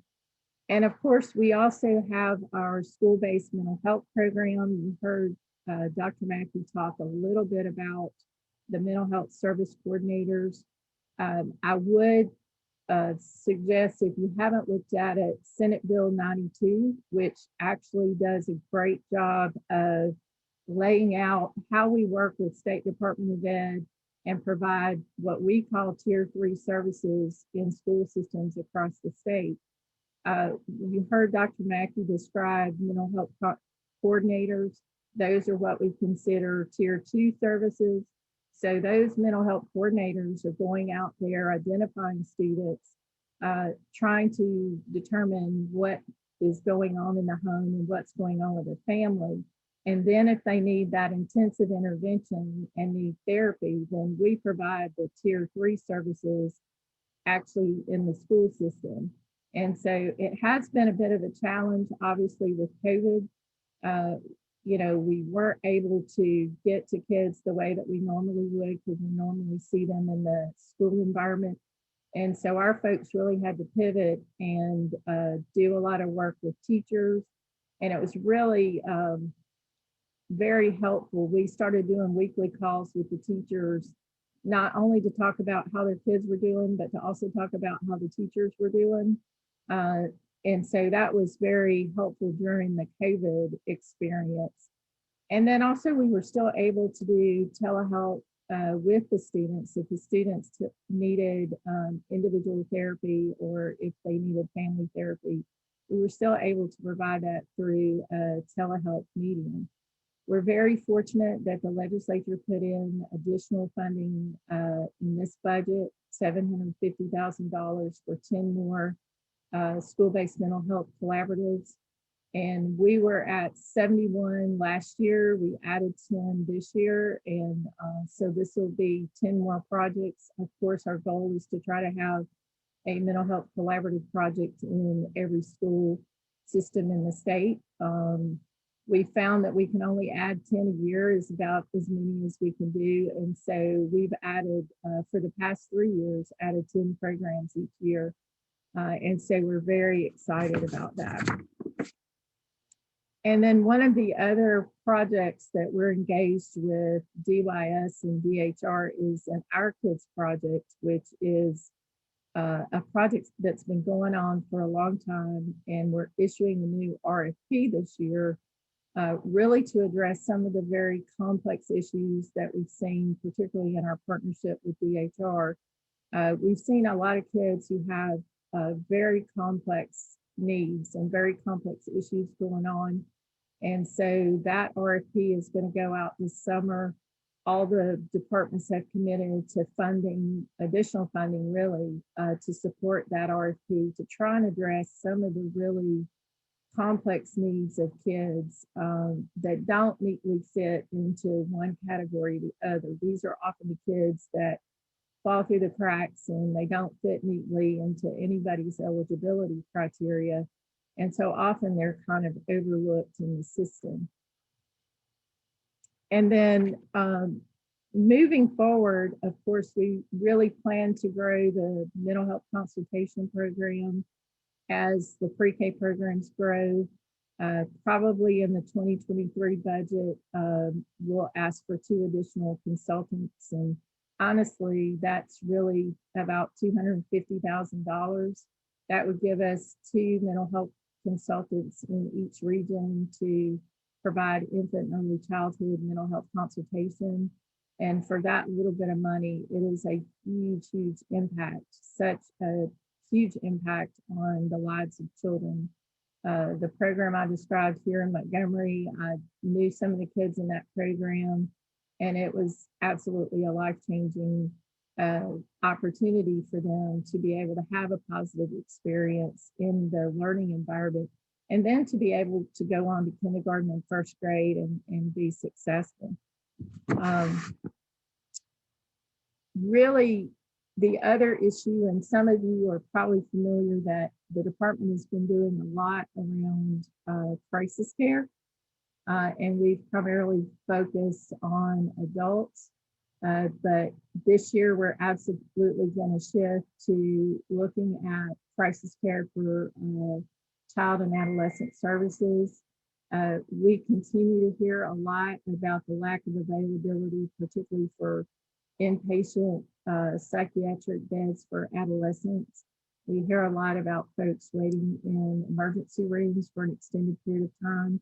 And so moving forward, that is going to be a big priority for us to look at child and adolescent services, particularly inpatient and residential services across the state. And how do we make sure that people know who to call and how to address a crisis when it happens, instead of sitting in the emergency room for hours, or an adolescent getting involved with law enforcement when they don't really need to be involved with law enforcement.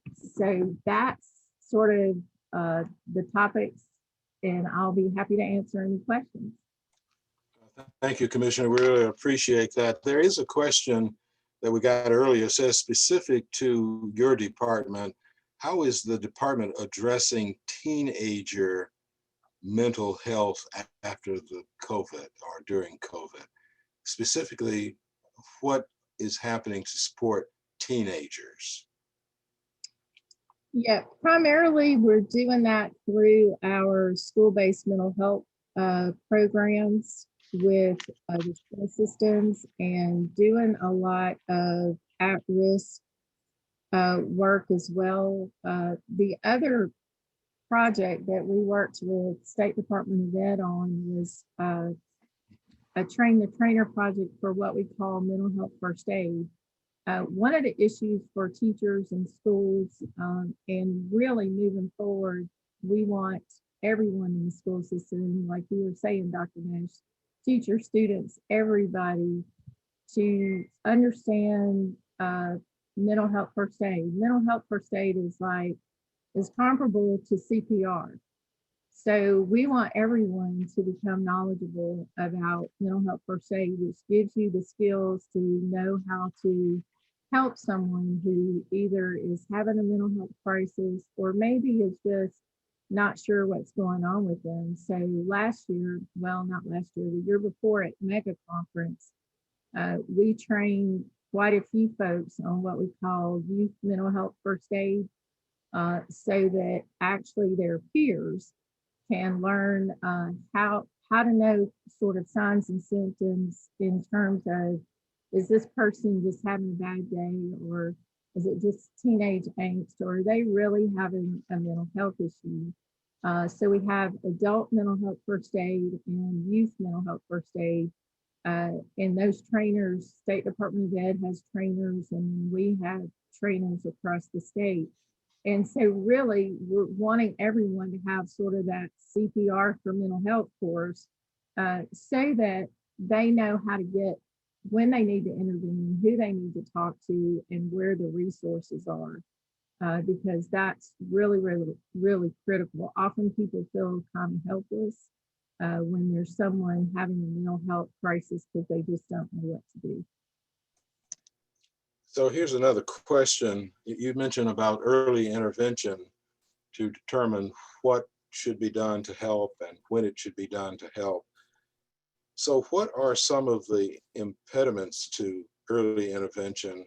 What are the things that hinder? What are the things that might help in terms of early intervention? You know, I guess if I had my dream, I think people would really understand a lot more about trauma and what things can happen in a child's life, really even exposure early on. There's a ton of education and understanding we need to do around trauma and how trauma impacts the brain chemistry of a child, that impacts their ability to be healthy or to be able to even go into a classroom and learn. If a child has experienced some trauma at home before they arrive at school that day, nothing's going to go in. And so getting trained and helping lots and lots of people understand the signs of trauma, how that affects the brain chemistry, how it negatively impacts learning, how it negatively impacts social interaction, is going to be a big thing this year. I'm really hoping, actually, my dream, y'all get to hear this maybe first. I really want to do a trauma conference, and one group certainly would be young children and adolescents, but there are a whole lot of other folks, whether we're talking folks in prison, veterans, first responders. It really is a huge issue that we need to do a lot more education on. Yeah, the only other comment I would make is it's astonishing to hear your statistics about those young folk who are expelled as preschoolers. I think you said 10 times more likely not to be successful in school, 8 times more likely to end up in some part of the criminal justice system. Those are astonishing numbers that I regret that we have to report those, but they're reality, and that's unfortunate for us. And I assume those numbers are about Alabama, or were those numbers about generally speaking across the country? Those are generally speaking across the country. It's the Yale University Child Study Center, and the study was published in the Journal of Educational Psychology. I'll be happy to send you guys that if you want to take a look at that. We would be delighted. Commissioner Boswell, thank you so much for taking time in your day. We deeply appreciate it. We appreciate your leadership at the Department of Mental Health and your partnership with Voices. Let us know how we as advocates can support. And thank you so much for your time. Thank you. Yes, thank you so much, Commissioner. We appreciate you and your staff. Okay, we're ready to roll on to our next agency presenter from Alabama Medicaid. Kathy Hall is the Deputy Commissioner for Program Administration, and we appreciate her being here to represent Alabama Medicaid. Are you there, Ms. Hall? Yes, I'm There here. you are. Okay, Yeah, thank you so very much. good to be with you today. I have a little slide presentation I'm going to bring up as I'm speaking, just so some of the information that I'm sharing, people might be able to look at the numbers. Let me bring that up. Oh, hold on. I may not be, am I sharing? Can you see that? Not yet. Not I yet, don't ma'am. think I hit the right button. Hold on, let me get back to it. I have someone here helping me. Zoom, I got to hit the share button. Share screen. There it is. Okay, let me get back to the beginning.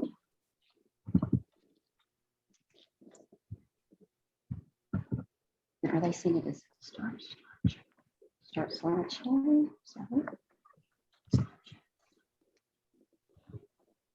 Okay, here we go, and I apologize for that delay. I don't do this every day online. Anyway, I just want to tell you a little bit about what we're going to go over. I'm just going to give you a quick Medicaid overview for those who may not be familiar with our program and what all we fund, give you the 2022 budget outlook, and then policy considerations for the conclusion of the COVID public health emergency and current initiatives that we have going on with other sister agencies that we work with on a regular basis. And then, of course, I'll be available for questions. This is a slide that we like to show people when we're explaining our budget, because we think it shows a good picture of who we cover and how much we spend on those groups of individuals. Many people, when I tell them I work for Medicaid, they immediately start talking about nursing home coverage, because that's what many citizens are familiar with. And they're surprised to find out that we actually, 52% of our membership is children. That is our largest eligibility category. But as far as funding, it's only 25% of our budget is spent on children. The disabled population is by far has the most expenditures for the program. And the elderly is actually our smallest group, and our smallest expenditure is for the age 65 and over. Now, as far as what we spend our money on, you can see that the largest expenditure, over half of our budget, is spent on hospital and nursing home care, as well as then the pharmacy program and then other programs. But that does make up a total of $7.1 billion that the Medicaid agency spends for healthcare in Alabama. As far as the source of our funding, we do get a considerable amount of money from the federal government. You can see our federal funds make up about 76% of our expenditures. We also rely on our state general fund, which is about 10% of our budget, but we do have other funding sources through other state agencies who transfer money to us, as well as various taxes that some of our providers participate in and help fund our program. As far as our 2022 budget, which is the budget that is being considered right now for the general fund request that Medicaid makes, we had some very interesting things to consider that are a first time for us here at the agency. And the biggest consideration has been the fact that as a part of the public health emergency, all Medicaid agencies throughout the country were given an increased federal matching rate of 6.2%.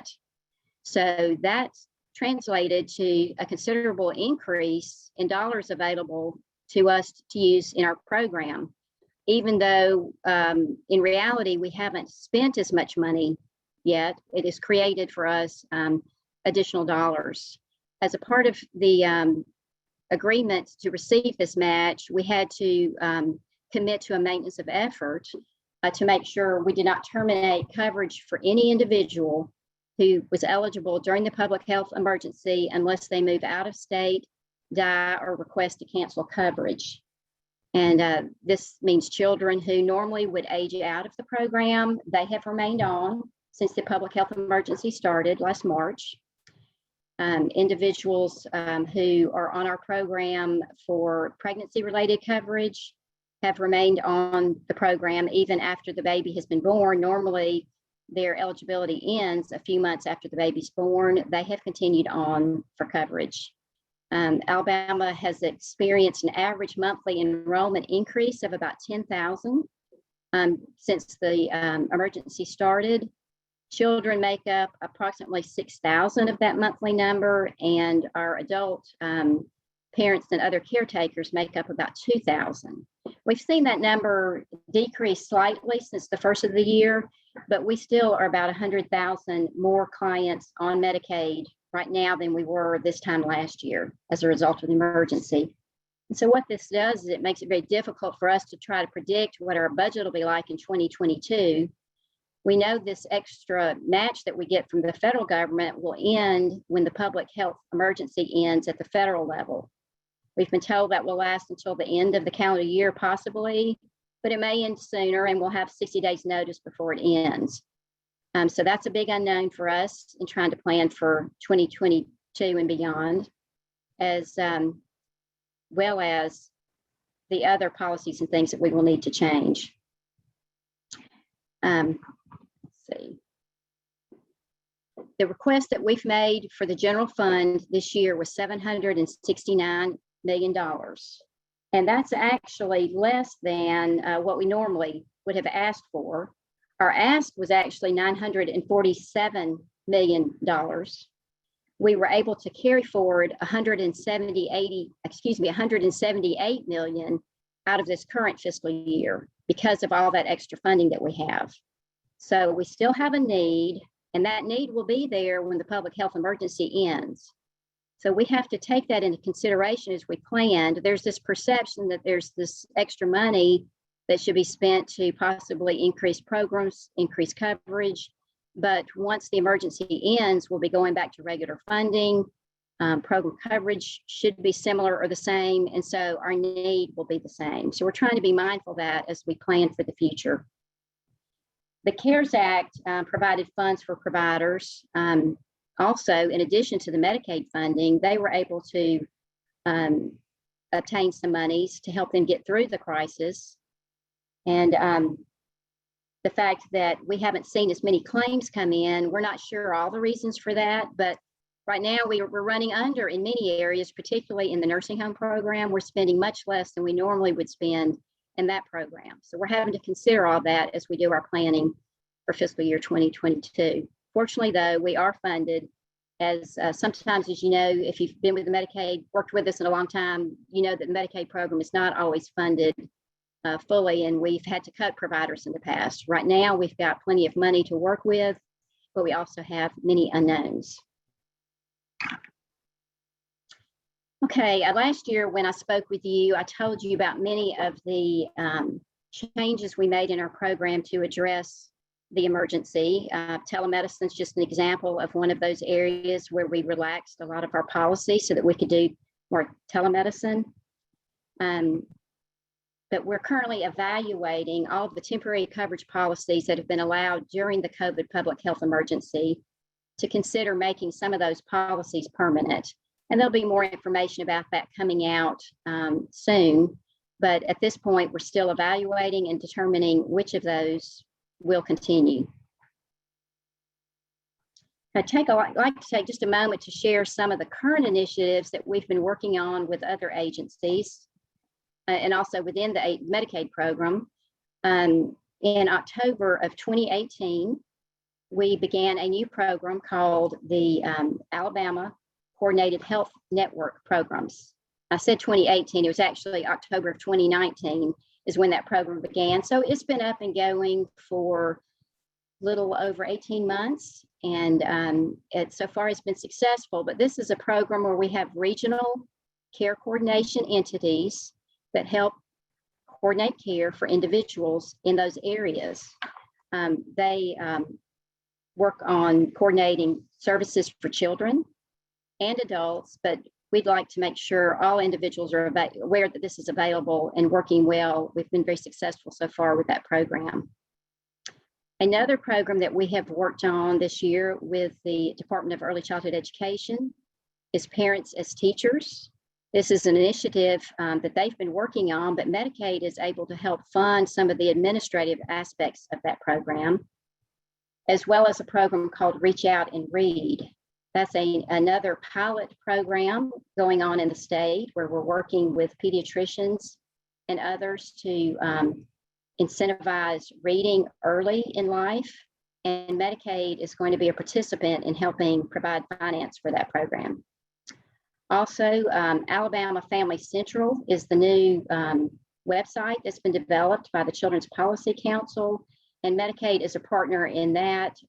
We've already seen some early results on how that website is being utilized, where individuals are going out looking for information. I know I just saw a report this week on how many times people have asked about healthcare and how many times Medicaid it links back to our Medicaid's website. But we have high expectations for that new Family Central website being just one more tool that our citizens can use to try to find out about necessary services available here in the state. And I'd like to just close with saying how grateful we are for the support of the governor and the legislature in funding our program. With full funding, the agency can continue to provide vital financial support to other programs and agencies, just to include Alabama Department of Mental Health, Alabama Department of Public Health, Alabama Rehabilitative Services, and the Alabama Department of Human Resources and others. We definitely consider ourselves to be partners. We work together on many initiatives and are just thankful that we can be a part of making sure services are available for citizens here in Alabama. And at that, I'll be available to take any questions. Okay, well, thank you very, very much for that update. There was a question that asked about telehealth. I think you spoke to that. You may have seen that question. And just a quick summary of what you said was what? Just that we relaxed some of our current policies that we had in place. We covered telemedicine, but it was not maybe as easy to use and as available as has been made available during the emergency. So we are looking to continue some of those. We've not made final decisions as to what those are, but we will be putting out information in the near future on that. Okay. And I'm not able to see the chat box, so I don't see the questions that may have come up specifically. That was the only one in the chat box. I have another one. When Dr. Scott Harris was with us, he talked about children that had moved from the CHIP program to the Medicaid program. And at some point, if I understood what he said, they may move back to the CHIP program. Can you speak on that, if I have that even halfway right?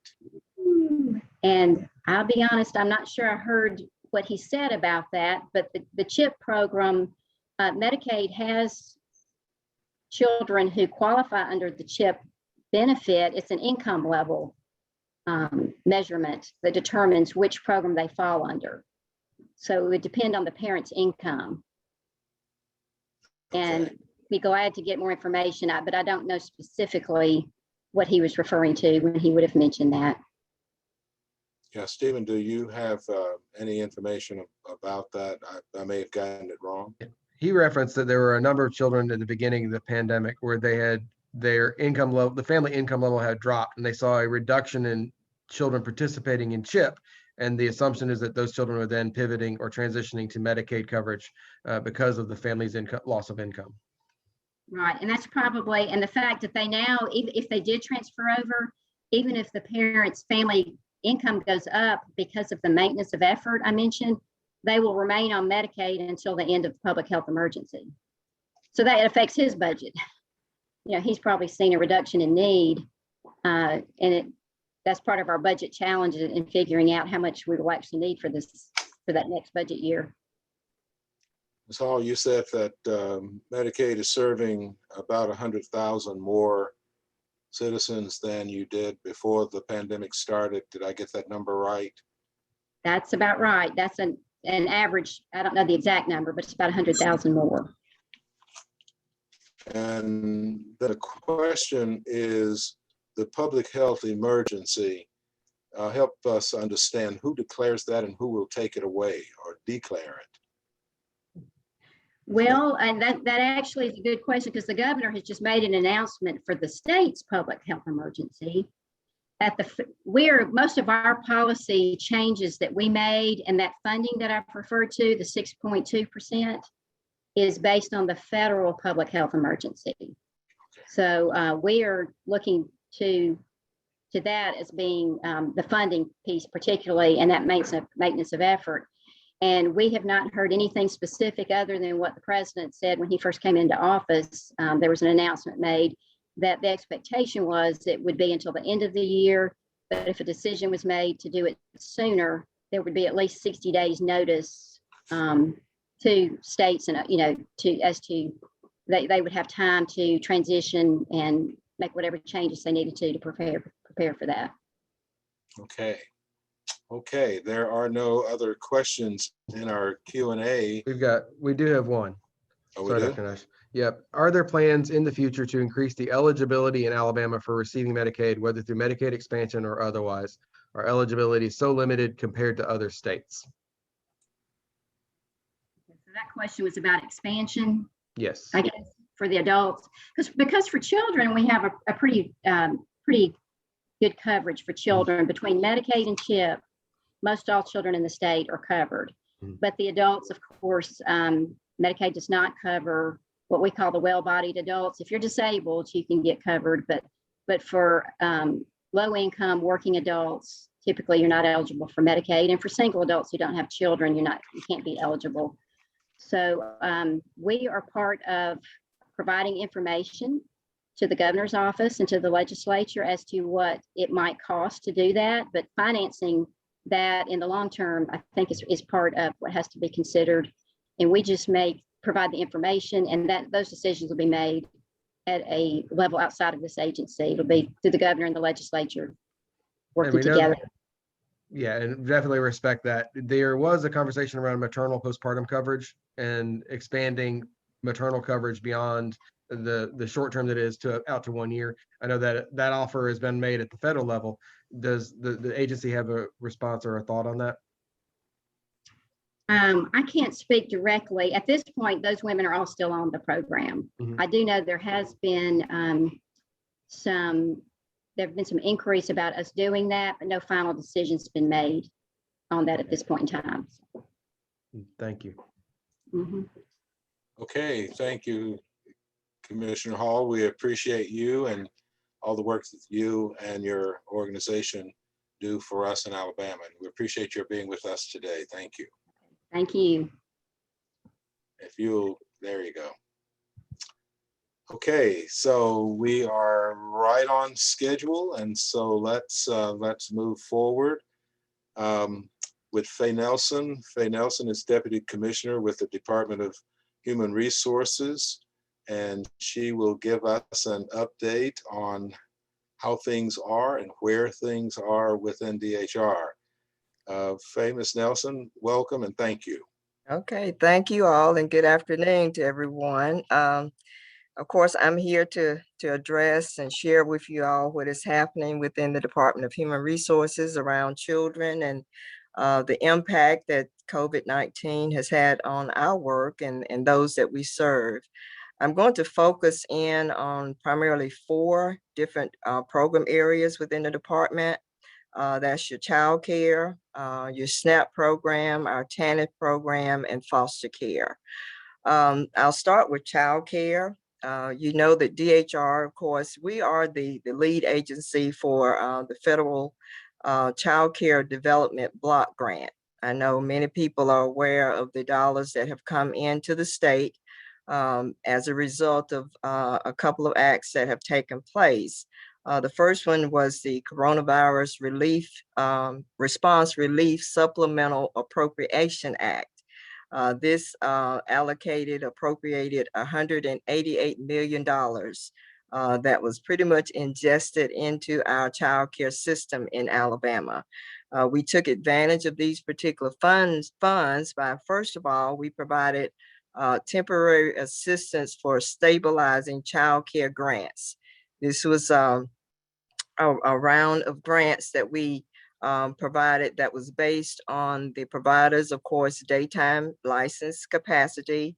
They must be licensed, of course, and they must be open and operating by April 7th of this year. They must be, they also eligible, even though they may not be participating in the subsidy program, these licensed providers are eligible to apply for this particular grant that we are administering. It's $500 per child based on daytime licensing capacity. For example, if you are licensed as a center for 30 children and multiply that times $500, that means you would be eligible for a $15,000 grant. We are receiving these applications through Friday, May 7th of this year, of course. So we are encouraging all of the eligible licensed participants out there to take part in taking advantage of this particular funding that we have available. Right now, we're up to about 73, a little over 73% of the individuals who have applied. So we're very pleased to see that our providers are taking advantage of that opportunity. And then secondly, we are continuing subsidy to healthcare employees and first responders. We began providing this assistance back in January with the CARES Act funding. And this is a category of individuals that we are assisting without regard to income. Of course, they must have their children in licensed centers or homes in order for us to provide this level of service to them. We're serving right now a little over 6,000 of children in this particular program. So we're very excited that we're going to be able to continue this effort based on the funding that we received, $188 million. Okay, and the second source of funding that I want to mention is that came as a result of the American Rescue Plan Act of 2021. And as a result, the department received $732.9 million really dollars to expand and to stabilize childcare. Now, what we're looking at as a way of utilizing these funds, we want to look at suspending parent copays. We want to look at increasing access, which means that we will look at increasing the entry level income from 130% of the federal poverty level where it is now, and we want to increase that to 180% of the federal poverty level, which will enable more individuals, families to be eligible for childcare. We're also exploring bonuses for childcare employees. We're looking at a new eligibility or licensing system for childcare, one that is more friendly user for a more friendly user portal really for parents, so that they can locate facilities that are available in real time. They may offer bilingual services to children, things of that nature. That's what we are exploring as well as paying for enrollment. Right now, our payments are based on attendance. We are now exploring paying based on enrollment for our subsidy children. And there are a few other things that we're examining as the usage of these funds as well. So we're trying to be as innovative as we can based on the federal guidance that's provided to us, and utilize what flexibility is there. We are making some changes to our QRIS system, which is our quality rated improvement system in childcare. We're looking at the license facilities. This will equate to a 1-star rating, identifying quality in your childcare settings. We're looking at the new QRIS rates, adjusting those rates to increase payment there, as well as incentives, increasing the incentives to quality rated programs to attract them for improved quality as well. And also we are contracting now with the Department of Early Childhood Education for implementation of our QRIS system. We had a previous contractor, and we're now changing to utilize the Department of Early Childhood Education to implement our QRIS system. I'll move on to the SNAP program. Many people may not know that the SNAP program is pretty much a food assistance program that we administer through the department. So I will be sharing quite a list of numbers that will reflect the investment that have been made in the SNAP program since the pandemic, really. So in March of 2020 through April 2021, the issuance in those categories, emergency allotments, was a little over $643 million.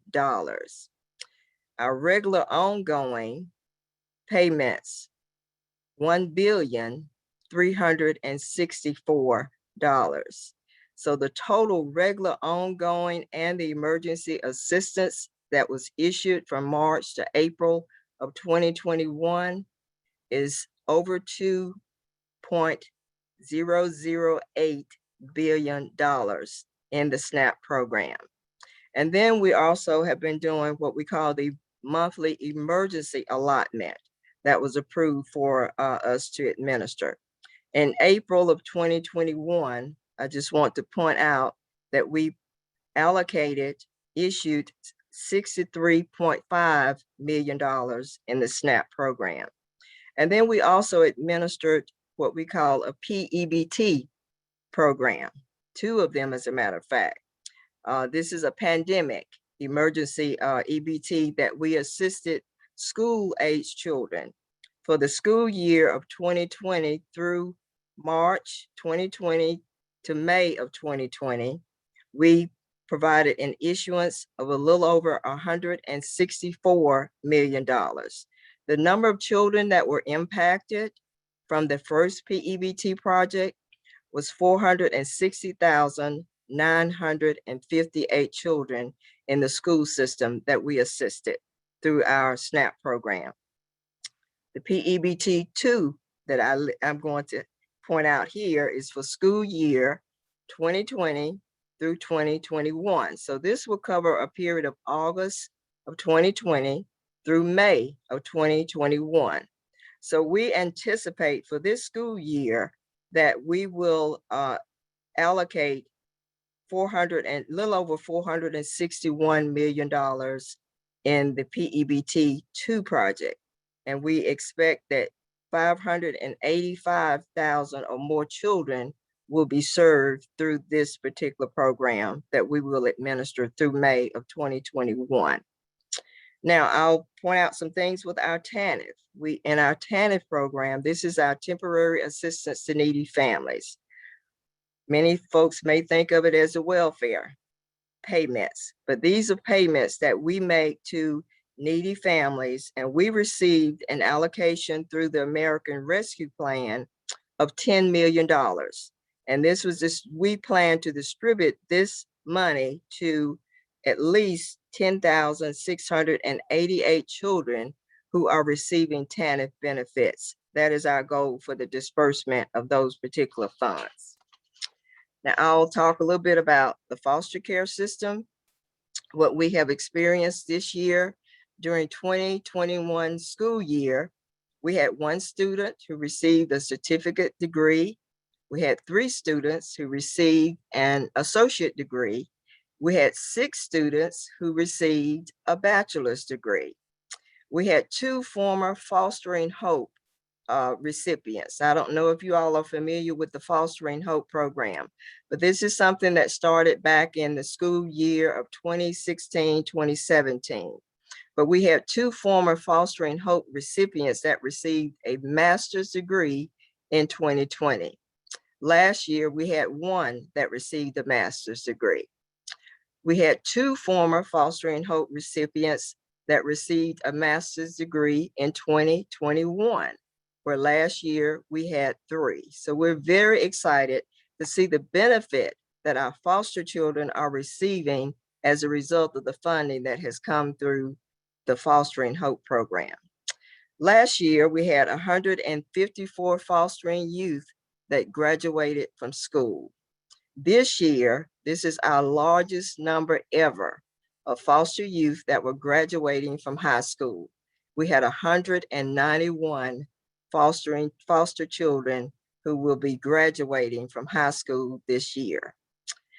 And we are extremely pleased that, I don't know if you all have had the opportunity to look at the Hometown HGTV show, but this is about 6 episodes about Wetumpka, Alabama. And this past Sunday, it featured some Elmore County foster parents, and it mentioned fostering several times during this particular show. So anytime that we can highlight our foster parents and the need that we have across the state, this is just a thrill for us, and hopefully you all will take advantage of observing, these type presentations. We continue to need foster parents. There's no doubt that we need more caring, loving foster parents to care for our children. We have approximately 6,200 children that are in foster care now. So we continue to try to recruit in every effort across the state to improve the number of providers that we have available. And I can't go without mentioning the partnership that we have with the child abuse and neglect prevention. We have been investing dollars in this particular fatherhood effort for many, many years.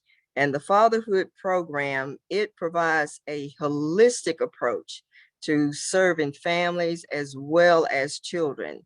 The Child Abuse Neglect Prevention Agency has a partnership with about 27 different organizations that are available to reach out and serve fathers, mothers, and children to help them in bettering their home situations and improving their lives. So those are some things that I want to really highlight that we're doing within DHR.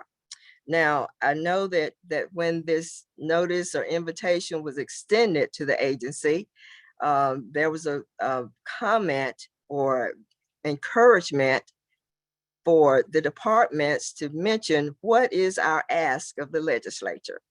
Now, I have shared all these federal dollars that have come into the state to assist us in childcare. And I know from our experience and our contacts with various workforce individuals, childcare is at the top of their radar as well now. So our ask of the legislature is that they start investing more state dollars in childcare. You know, this one-time funding that we are receiving from the federal government will go away, but the needs of childcare continue to exist and will continue to exist. So it's past due time that they invest in the birth to 3 children in our state, because they are the foundation of our workforce. So that is the ask from DHR. And I heard Senator Orr mention that Commissioner Buckner has had some conversation with him, but she was too late to get in on the cake.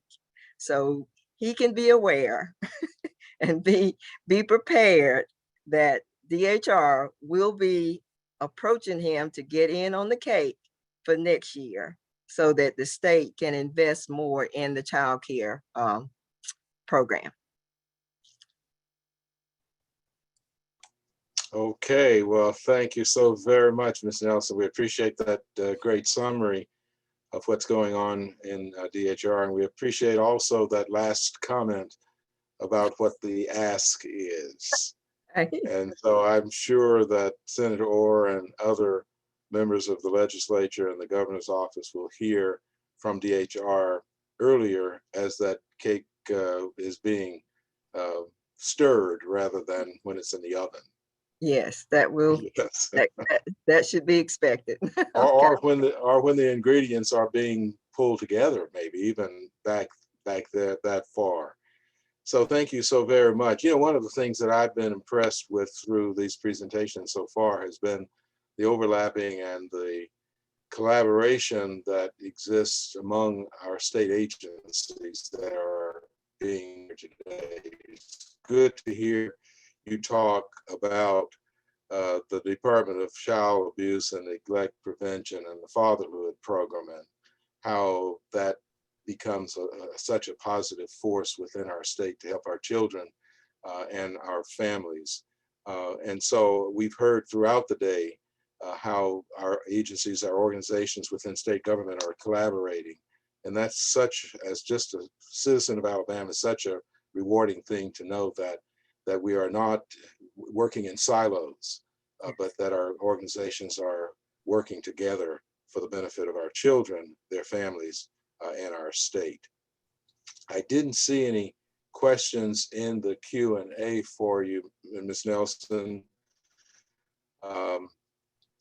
So I don't know if there are any out there that I missed, Stephen. I didn't see one.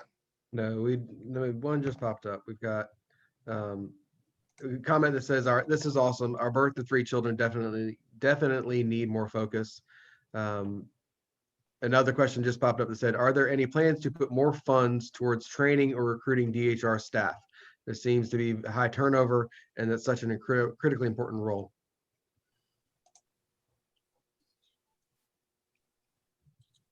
Well, training and recruiting DHR staff, I know that there is some focus on different training that can be provided and that will be provided through various partnerships. There's been some discussion about training that may be needed in the area of management, supervision. Of course, caseworkers always get direct training once they're brought on board, and you constantly evaluate what the needs are and you build that training around that need. Our personnel department works very diligently in trying to be available to try to recruit, working with the state personnel department as well, and trying to recruit staff to the agency. So that is ongoing because as was mentioned, there's always that staff turnover. So we have to keep focused on meeting those needs based on the demand that's identified in our various programs. So I just gave you an example of 4 programs that we administer, but we administer many more programs within DHR.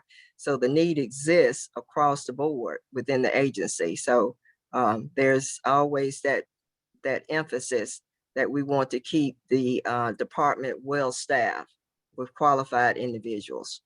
Ms. Nelson, can you, on that same point, can you say something about the opportunity that colleges and universities have for supporting all of these programs that serve our children and our families across the state? I know the DHR has had some relationship with some of our colleges and universities to help ensure that there's a steady flow of young people graduating from our academic programs to serve in roles like social work and others.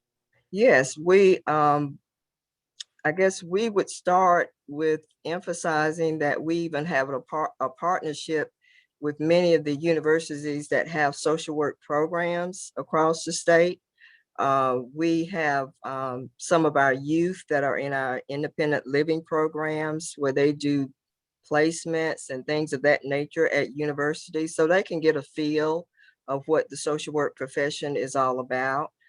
We partner with the community colleges, in entry-level training, assessments of needs that's funded through our TANF program, kind of a continuum of needs that's funded through various sources. We have opportunities where individuals can attend colleges and get higher degrees, master's degrees, for example, and they get, I don't know if we would call it stipends, but they get funding so that they can, get advanced degrees with a commitment to come back and work within our agency. And like I stated before, we also work very closely with the state personnel department in identifying where our critical needs are. If it's in the financial programs, the child welfare program, or things that are adult services programs. You alluded to workforce development in your presentation. DHR has been pretty, I'll use the term in a positive way, aggressive in wanting to participate in the workforce development programs across the state. Can you say a word about that before we end? Well, yes, we are very engaged with the WIOA workforce. We are represented on the board. We have a voice in identifying the needs of the population that we serve. We are working with them very diligently to try to move forward in having sort of a no wrong door entry for our clients so that they will be able to access WIOA funding that will help support some of their critical needs, childcare and transportation, training. So that's where we've been working for a number of years and trying to move forward in that direction. And we've engaged the federal partners at the table for that discussion too. So we seem to be making some level of progress in that area. because we have a workforce population that's available within our various programs. We have people that can help fulfill the governor's goal of getting the number of people employed that she desires to get employed for the next few years. And we thank you for your being with us today, for your presentation, and for the department and what it does for our families and our children across the state. Thank you so much. Okay, I see that Tracy Plummer has joined us or is there with us now. And so Tracy Plummer is the Deputy Director for the Department of the Alabama Department of Child Abuse and Neglect Prevention. And Tracy, prevention is such an important part of what this is all about, isn't it? So we welcome you and we look forward to your presentation and the Q&A. So it's on you, Ms. Plummer. Yes, thank you so much. And as soon as I finish, I'm headed to a fatherhood event, which we are very excited about this afternoon. So we're thrilled to share what we're doing with our department and Stephen and Voices on behalf of Sally Longshore, our director. Thank you so much for including us and Dr. Nash. And we're just excited to share the great work that we're doing. I'm going to give you a brief overview of our prevention work, a little history, who we are. We were created in 1983 by an act of the Alabama legislature to prevent child abuse. Our mission is to secure resources to fund evidence-based community programs committed to the prevention of child maltreatment. We always advocate for children and the strengthening of families. We fund and support and monitor these community prevention programs across the state, and all of our programs focus on prevention. And we fund 8 different types of prevention programs. We fund parent education and support. We fund fatherhood programs, home visiting programs, respite care, mentoring, public awareness, school-based and after-school programs, and non-school-based programs.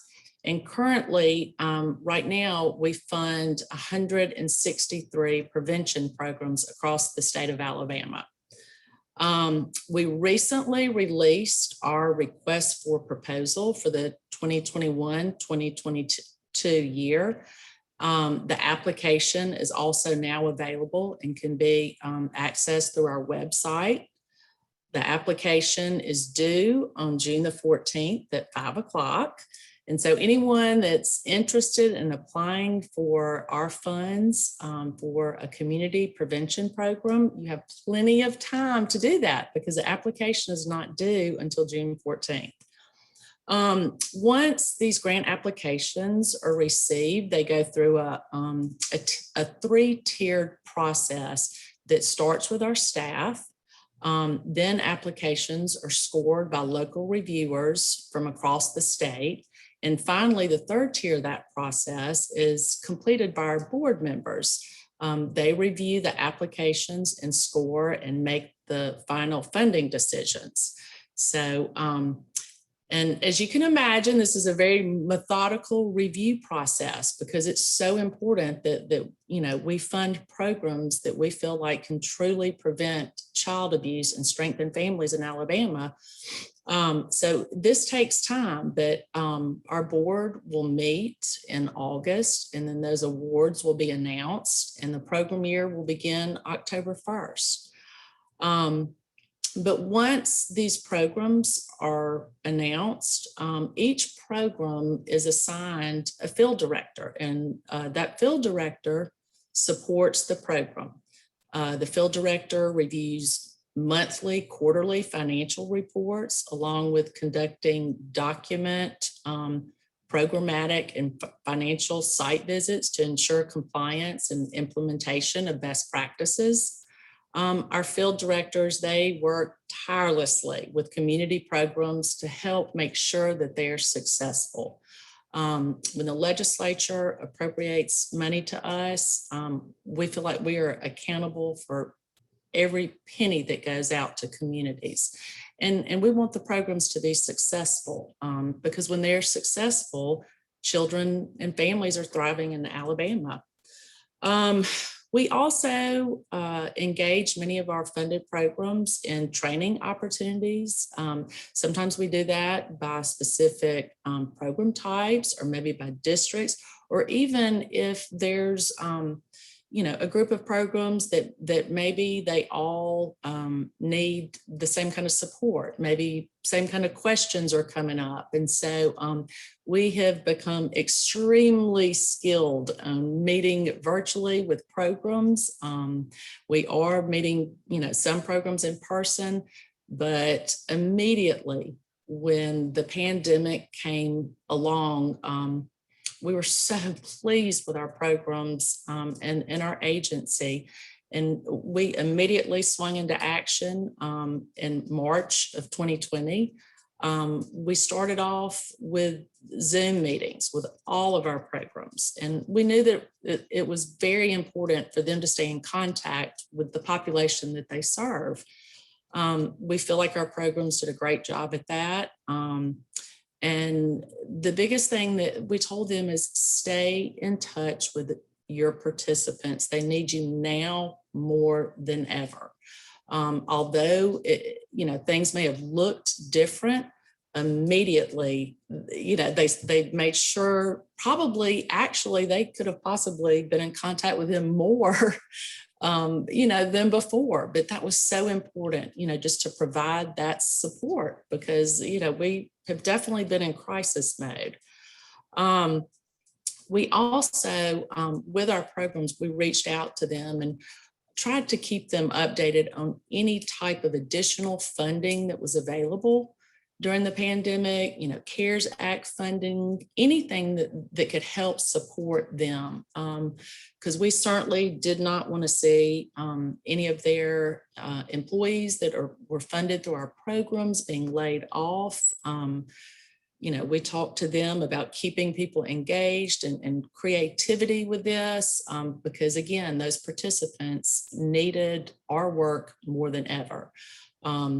We also, when the pandemic came along, we reached out to the governor's office and we reached out to legislative leadership and let them know this is exactly what we're doing to support our programs. We are still working to keep children and families safe. And we also thought it was very important because we have several programs that we fund. One, for example, is the parenting assistance line at the University of Alabama, the PAL program. And so we wanted to let legislators know if you have, your constituents, if they're asking for assistance, please, here are some resources that we fund to help everybody through the pandemic. So although it looked different, we never checked up. We kept going because we knew it was important for our participants.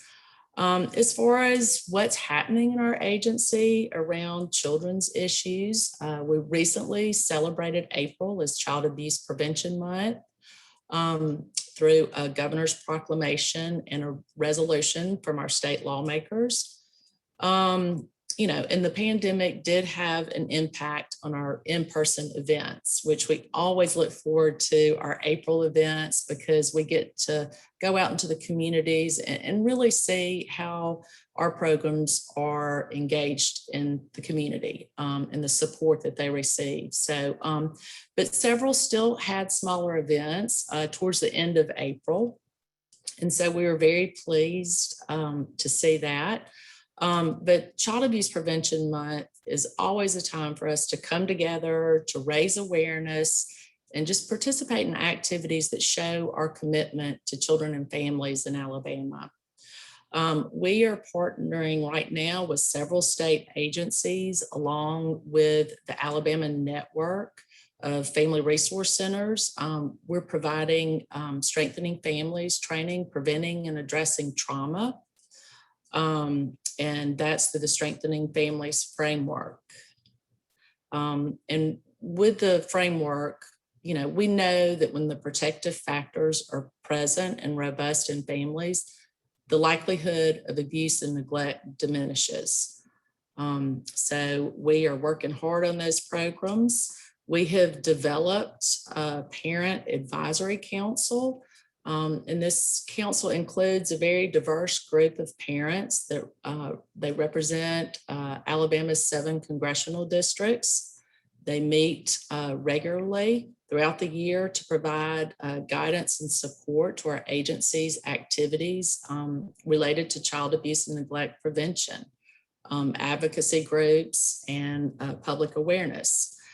And also during the month of April, well, prior to April, but we partnered with the University of Alabama Center for Business and Economic Research, along with the College of Human Environmental Science, to replicate our previous cost of child maltreatment to Alabama's economy.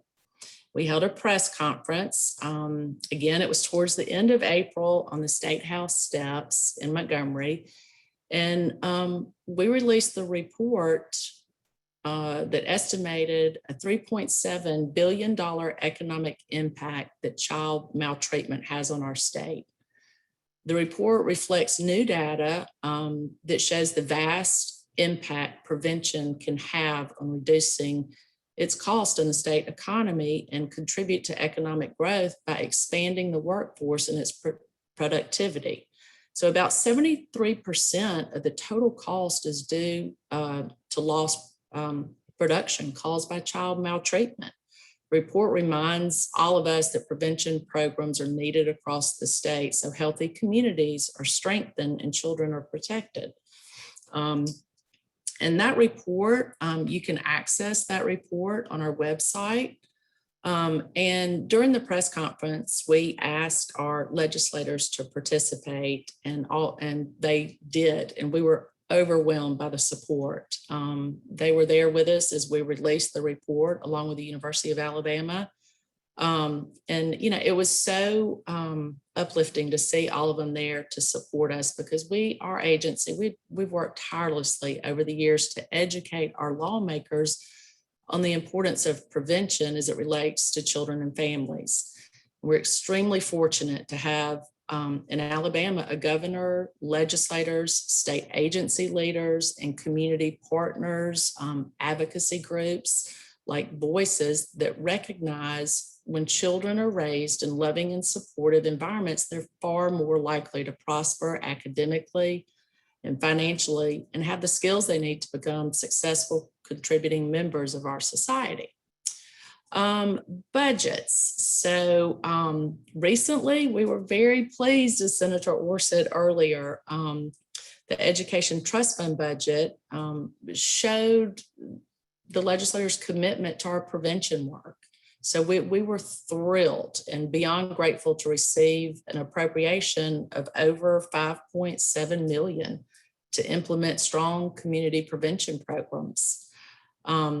They're supported and sustained through evaluation results. And one thing about our evaluation, you know, everything that we do, we evaluate and assess. And, you know, we make sure that our programs are moving in a positive, you know, trajectory. And so, because we want them to be successful. And if we see that they're not, that's when those field directors come in and provide that technical assistance. And so we've really just created a network of community programs that are all working together, which is powerful. And when they're successful, again, it's good for the state of Alabama. We also, just as far as advocacy, we ask that everybody with your legislators, if you see them, tell them thank you, because they understand.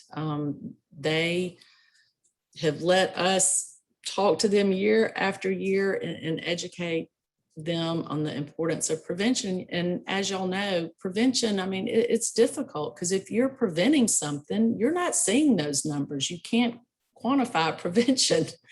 So, but the way that they understand it is because they see what those programs in their district are doing. And we encourage our programs to invite their legislators in to see their work and make them very familiar with the work that they're doing.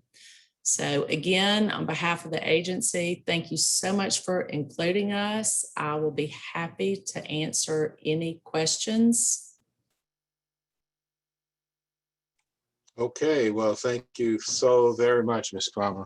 Sure. So I've seen during the month of April, I've seen these really nice signs in public places, on medians, right-of-ways. I was down in Hale County the other day, and on the courthouse was the sign with these little whirly-bird things that are spinning The around. pinwheels. The pinwheels, yes, those are very attractive and good. So the report, you mentioned the report on child mistreatment that was done by the center here at the University of Alabama. That is available on the website for anyone who wants to see the results more than what you shared, see the results of that work. And that's important understandings of how these 163 programs that are funded through the Child Abuse and Neglect Prevention Department go to support children who have needs and families who have needs. And so thank you for all of that. There are no questions in the chat that I can see. So we are going to say, Stephen, did you have something? No questions. Thank you so much, Tracy. It's always a delight to have you all on, and we are delighted to support the department. Have a wonderful day, and pass our appreciation on to the commissioner. And for full disclosure, I'm also on the board for the department. So thank you. He is a wonderful board member. Well, hush, hush, hush. Okay, so we are right on schedule, right on time, and Dr. Barbara J. Cooper, Secretary for the Department of Early Childhood Education, is with us and is ready to share with us what's going on within the department. Your department, Dr. Cooper, has been named, I think, multiple times today, and in a very positive way. And that's a good thing, because you probably heard me say earlier how appreciative I am, just as a citizen of the state of Alabama, how your department and other departments work in both directions, you with them with you. And that's very, very gratifying to know that that kind of interagency cooperation and sharing of the work is going on. So thank you for being with us, and we look forward to your presentation and any questions and answers that might come at the end. Great. Thank you so much for this opportunity. I'm honored to be here this afternoon to share with you the work we are doing at the Alabama Department of Early Childhood Education to shine light and address issues that are currently impacting Alabama's children and families. As you know, since July, in my role as the secretary of the department, I've had an opportunity to really embrace the work with our stakeholders around investing early. I'm grateful to Voices, ASRA, Alabama Partnership for Children, and all of the various agencies for being willing to really partner around this work, because as this pandemic has taught us, we cannot do the work alone. I come to this work with more than 30 years of experience in local state education agencies and post-secondary. When Governor Ivey appointed me as secretary, she emphasized the priority to ensure that Alabama's pre-K program remained of the highest quality while providing access to more children. One of the values that drive my work is ensuring an equitable education for all children. Each day, I am working with my team and other agency leaders to help us all be accountable for making our organizations better and stronger through high-quality learning opportunities for all. Today, I would like to provide a short update on the department's work. I'd like to share with you things that we are doing with regard to being able to move forward with the budget priorities that we've asked for, And I'd like to also just share some next steps for the department, particularly as we're working through our strategic planning elements for the department. Like young children, I like to begin every conversation with the question, why? All great organizations do two things very well. They understand their why, and they make sure they have the right people on the work bus. Dr. Cooper, Yeah. Okay. I thought I had understood that you were going to have a visual, and it wasn't there, but it is now. Great. Can you see it now? It should be our why. Yes.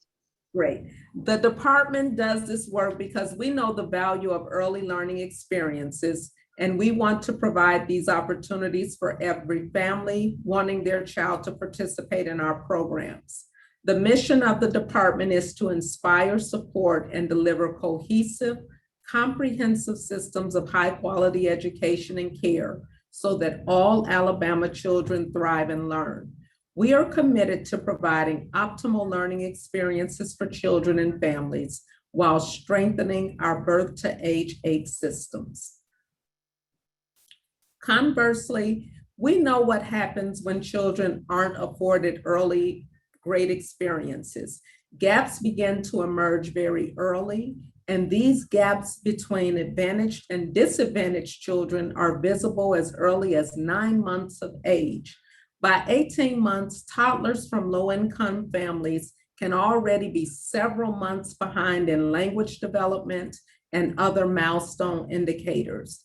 These gaps continue to widen, leaving disadvantaged children up to 2 years behind by age 5. Food for thought. The best way to close achievement gaps is with high-quality early childhood programs. We already know the achievement gap neither originates nor can be closed by schools alone. And with all that we've experienced in the pandemic, it's even more critical that we are supporting families and children even earlier. Investments provided to the department allows us to help administer and prevent gaps by building a strong house with families.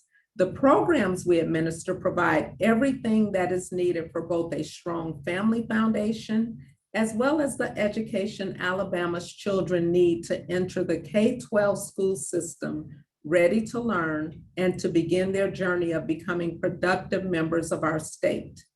Before a child enters pre-K, connections and important brain building work is happening between both that caregiver and parents of young children. 1 million neural connections are made in the first years of life. The COVID-19 pandemic made clear the need for supporting families as their child's first teacher through the First Teacher Home Visiting Program. As you know, we relied greatly on parents when virtual learning became a reality in March. And those of you who are parents can attest to the challenges that were in existence. The department continues to implement evidence-based nationally researched programs for parents and children, which data show are effective at increasing school readiness while also improving child and family outcomes. We also realize that a child's early education does not end in pre-K. Through Governor Ivey's Strong Start, Strong Finish initiative, we are partnering with local school systems and others in our mixed delivery system to be very intentional in ensuring that what is learned in early childhood continues through the child's 3rd grade year. We also continue our efforts in workforce development in multiple ways, including a soon-to-begin apprenticeship program for high school students. Investments in the workforce ensures that we have highly qualified teachers serving and teaching our youngest children. Weaving through all of this work is the effort you've heard about today to provide the Alabama Family Central, which is a wide range of resources for parents and families as they navigate the many early childhood programs and systems across the state. We are committed to growing our programs so that even more Alabama children can benefit from quality early learning. This commitment is reflected in Governor Ivey's budget, which includes funds to expand the high-quality programs at the department. We asked for $24 million to expand access and allow us to reach 44% of children in Alabama aged 4. This allows us to address our 3,000 children who are on the wait list, as well as pay for summer learning and ensure pay parity for our teachers. 1.8 million of this allows us to expand home visiting HIPPY, which reaches 400 children and families who are on wait lists across all 67 counties. An increase of 1.6 million allows us to expand the Strong Start, Strong Finish pre-K through 3rd grade integrated approach. And finally, 750,000 allows continued support of the Alabama Family Central website, which we are excited that we will all continue to work together as partner agencies to build out a truly one-stop shop resource for all Alabama families.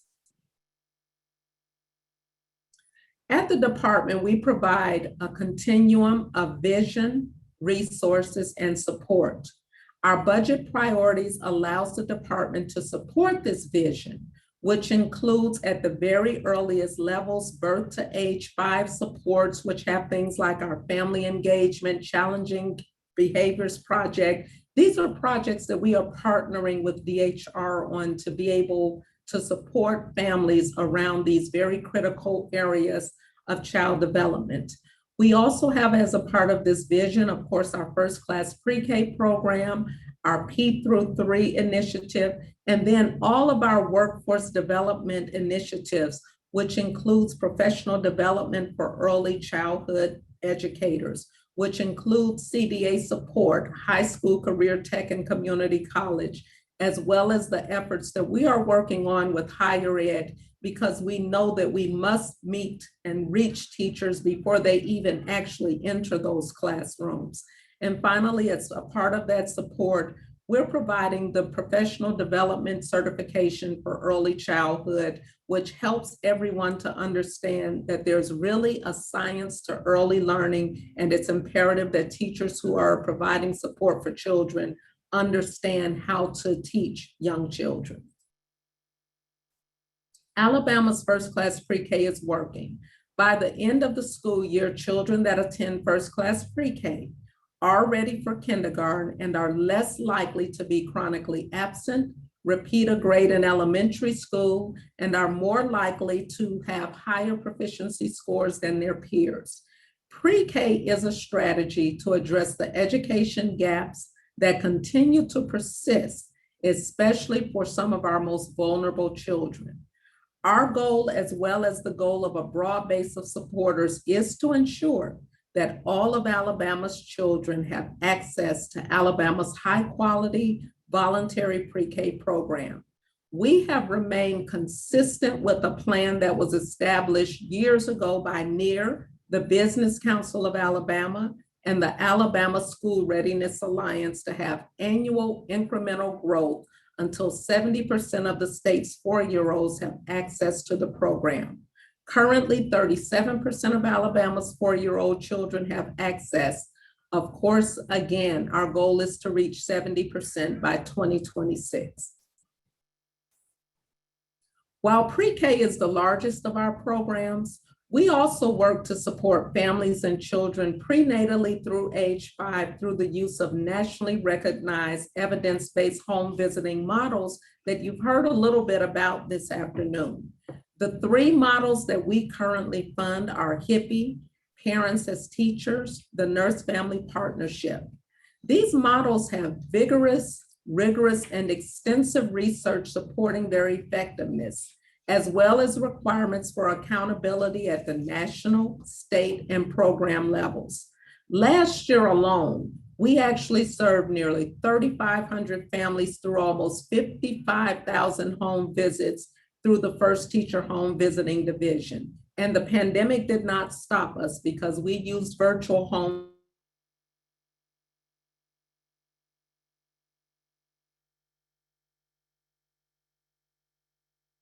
visiting continued. First Teacher supports the parent and caregivers as the child's first teacher, as well as ensures children are in safe and developmentally appropriate, healthy environments.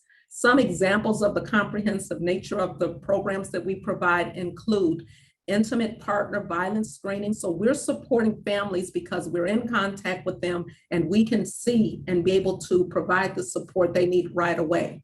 We also provide those screenings that are so critical to a child's development and making sure that those happen at the earliest stages possible. We want to make sure that when children enter kindergarten, they are kindergarten ready. The Alabama pre-K through third grade integrated approach to learning services over 5,000 children in 181 classrooms within 20 school districts in our state. Children participating in this program demonstrate that they have significant developmental progress in all grades and in all skilled areas. 90% of the children participating meet expectations by the end of the year. The P3 program provides opportunities for leaders to grow through the P3 Leadership Academy. We know that strong leaders and strong teachers make strong schools and strong opportunities for students to be able to be successful. Teachers benefit greatly from job embedded coaching as a part of this model through the P3 initiative. As you've heard this afternoon, a great need for our state is around mental health support, and we are so grateful to the work that is happening with the Department of Mental Health and the partnership that we have with them. Mental health support actually ranked #1 on the annual Children Policy Council Needs Assessment, which was conducted in all 67 counties. We are being very intentional in the department in our efforts to address mental health. And we're working with our partners to make sure that we're maximizing the resources that we have to be able to reach children at the very earliest stages possible. Infants and toddlers all the way through adults need this support. And we're grateful for the infant early child mental health consultation model that we are using that's becoming not only a model for our state, but many others across the country are looking to Alabama for what we're doing in this particular area. And we do encourage you to take some time this week to acknowledge Mental Health Awareness Week and let's shine some light on this very important challenge in our state. The Alabama Department of Early Childhood Education recognizes the ever-changing landscape created by the pandemic, and we have remained committed to responding with immediacy and compassion throughout this pandemic. We rolled out comprehensive guidance during COVID-19. Our teachers were remaining engaged with families and ensuring that pre-K continued, as well as the rest of our program. This reopening guidance for pre-K classrooms was beneficial, and many innovative lessons learned will help drive our work as we continue to move forward towards transformation and innovation in the early learning space. The pandemic has forced us to become more intentional, consider all facets of our students' educational experience, and the ways in which children and families have been impacted. We've surveyed our parents, our staff to ensure that we are being purposeful and intentional in making plans that best support all domains of student learning. Included in this are summer learning opportunities that we will provide in order to work with our children throughout the summer to ensure that they are kindergarten ready. Throughout the pandemic, I would like to note that we maintained over 85% enrollment, while the national average was significantly lower.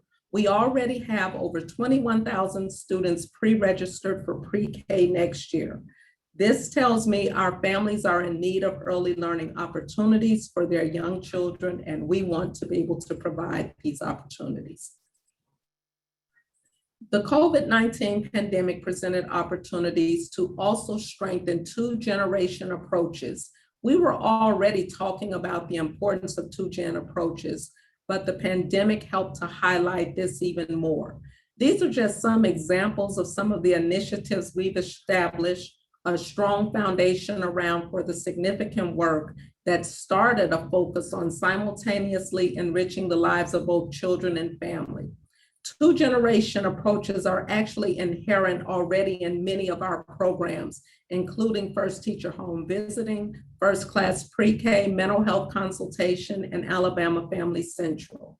Over the past few years, the Department of Early Childhood Education and DHR have worked in partnership to serve both children and families, as Deputy Commissioner Faye Nelson shared earlier.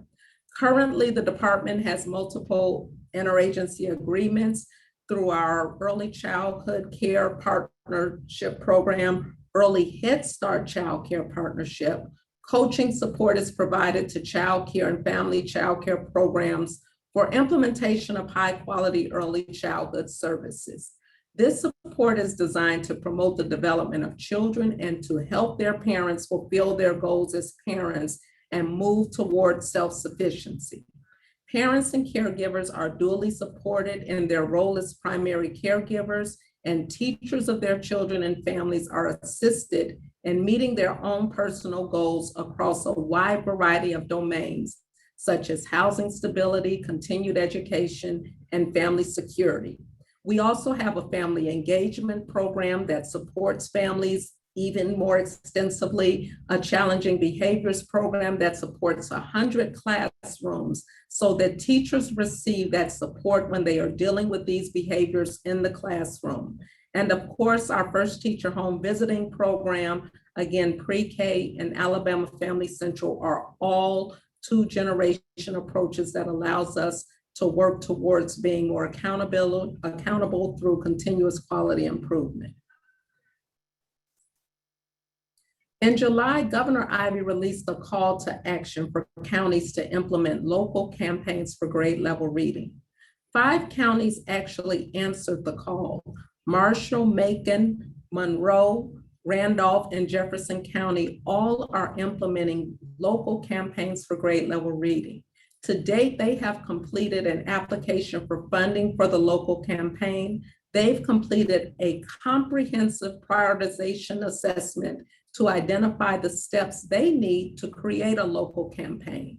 They recognize that they have to focus on the entire birth to age 8 system in order to fully reach the needs of children and to make sure that all children are literate by the age 8 when they take their 3rd grade literacy assessment. These counties will also have an opportunity to highlight their work during the National Campaign for Grade Level Reading from July 26th through the 30th.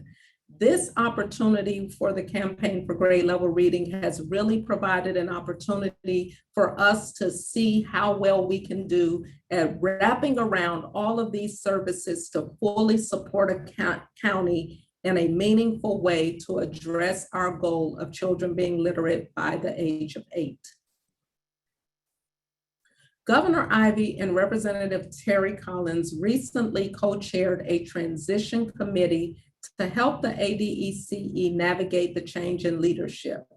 We will continue to have great conversations with legislators and other stakeholders as we work to move our department from good to great. The key items that the committee suggested we work toward are eliminating programmatic silos for increased collaboration and coordination across Alabama's early childhood programs, which we've talked a lot about this afternoon, the importance of us not working in silos, addressing generational poverty and mitigating its negative impact on children and families, increasing program access, again, for children in poverty, supporting and uplifting the early childhood workforce, strengthening our data collections and systems, increasing screenings for children so that they can receive those services at the earliest stages possible, and supporting early literacy. We are well on our way to begin implementing many of the suggestions from the Transition Committee, but our work is not done, and we will continue to identify ways that we can continue to move forward and create a foundation for our future strategic plan, which will again strengthen the accountability that we have for ensuring high quality early care and learning for every child in our great state. Thank you for this opportunity to share this afternoon, and I will entertain any questions. Thank you, Dr. Cooper. Thank you so very much for that summary of what's going on within the Department of Early Childhood Education. We appreciate that. So a couple of quick things. One is, don't I remember having seen in the news recently some additional or continuing recognition of our program as being tops in the country? Yes, Alabama was recently recognized for 15 consecutive years of being recognized by the National Institute for Early Education Research, which means we meet all of those benchmarks for high quality programs. You know, it's really wonderful when Alabama is at the top of the list instead of at the bottom of the list. And so thank you and your colleagues and all of Alabama for ensuring that preschool, early childhood education programs are at the top of that list. So you said 70% is the goal for the first class pre-K. What does 70% mean? Well, part of the research that was done was around actually surveying parents to get an understanding of how many parents would actually want a pre-K option for their child. And so that was about the threshold that would allow us to meet all of the parents that indicated they would want a program when that research was done. Okay, very, very good. You're familiar, of course, with the Dolly Parton Imagination Library. That program is alive and well in West Alabama's United Way, and I'm so proud of that. When I first discovered that the Dolly Parton Imagination Library would ensure that a child participating would have a library collection of 60 books, potentially if they started at birth, by the time they started first grade or turned 5, that just blew my mind as something wonderful that we're doing. And I hope that that's spreading across the rest of the state as well. I know it's going really well here in West Alabama. Dr. Nash, one of the things that we are doing through the Campaign for Grade Level Reading, and I think one of the earlier presenters alluded to it, was the Reach Out and Read program that we are recently implementing in those 5 pilot Campaign for Grade Level Reading counties, where every child, every time they visit their pediatrician, will receive a book. So that's a new opportunity for us to really just expand our literacy outreach and make sure children have high quality literature in the home at the earliest stages possible. Yeah, there's a program in this community as well. It's called Books and Barbers. So we're trying to get books in the hands of barbers. And so every time a child goes to the barber shop, this would be, of course, focused on boys. Every time the child goes to the barber shop, he could either read the book while there, or if he wanted, he could take it home with him. So I think this whole movement towards reading and writing proficiency of our children is something that so many people are behind and supporting. And I hope that that doesn't wane over time. I hope we can keep the motivation and the emphasis strong as we continue to move forward. I don't see any questions in the question or the chat, Dr. Cooper. So thank you so very, very much. And please continue the good work on behalf of our children. Thank you. And thank you, Stephen. Absolutely. All right, Stephen, I'm going to say thanks to everybody for letting me be a part of this conversation today, and for all of those folk across our state who participated, in our presenters and in our other participants. Thank you also very much for putting children and the well-being of our children at the top of your list of things that are important to you. And so thank you. And let me reiterate my thanks to Dr. Nash for chairing today, for facilitating our conversations. Thank you to Senator Orr for giving us the update on the ETF. Thank you to Jay Love for his update around the sort of state of the session. Thank you to Dr. Harris, Dr. Mackey, Commissioner Boswell, Deputy Commissioner Kathy Hall, the Deputy Commissioner Faye Nelson, Deputy Director Tracy Plummer, and Dr. Cooper, Secretary at Department of Early Childhood. We appreciate our state agency's leadership. Voices has been around for almost 30 years advocating on behalf of Alabama's children, and we see that lived out through the agencies that touch those children.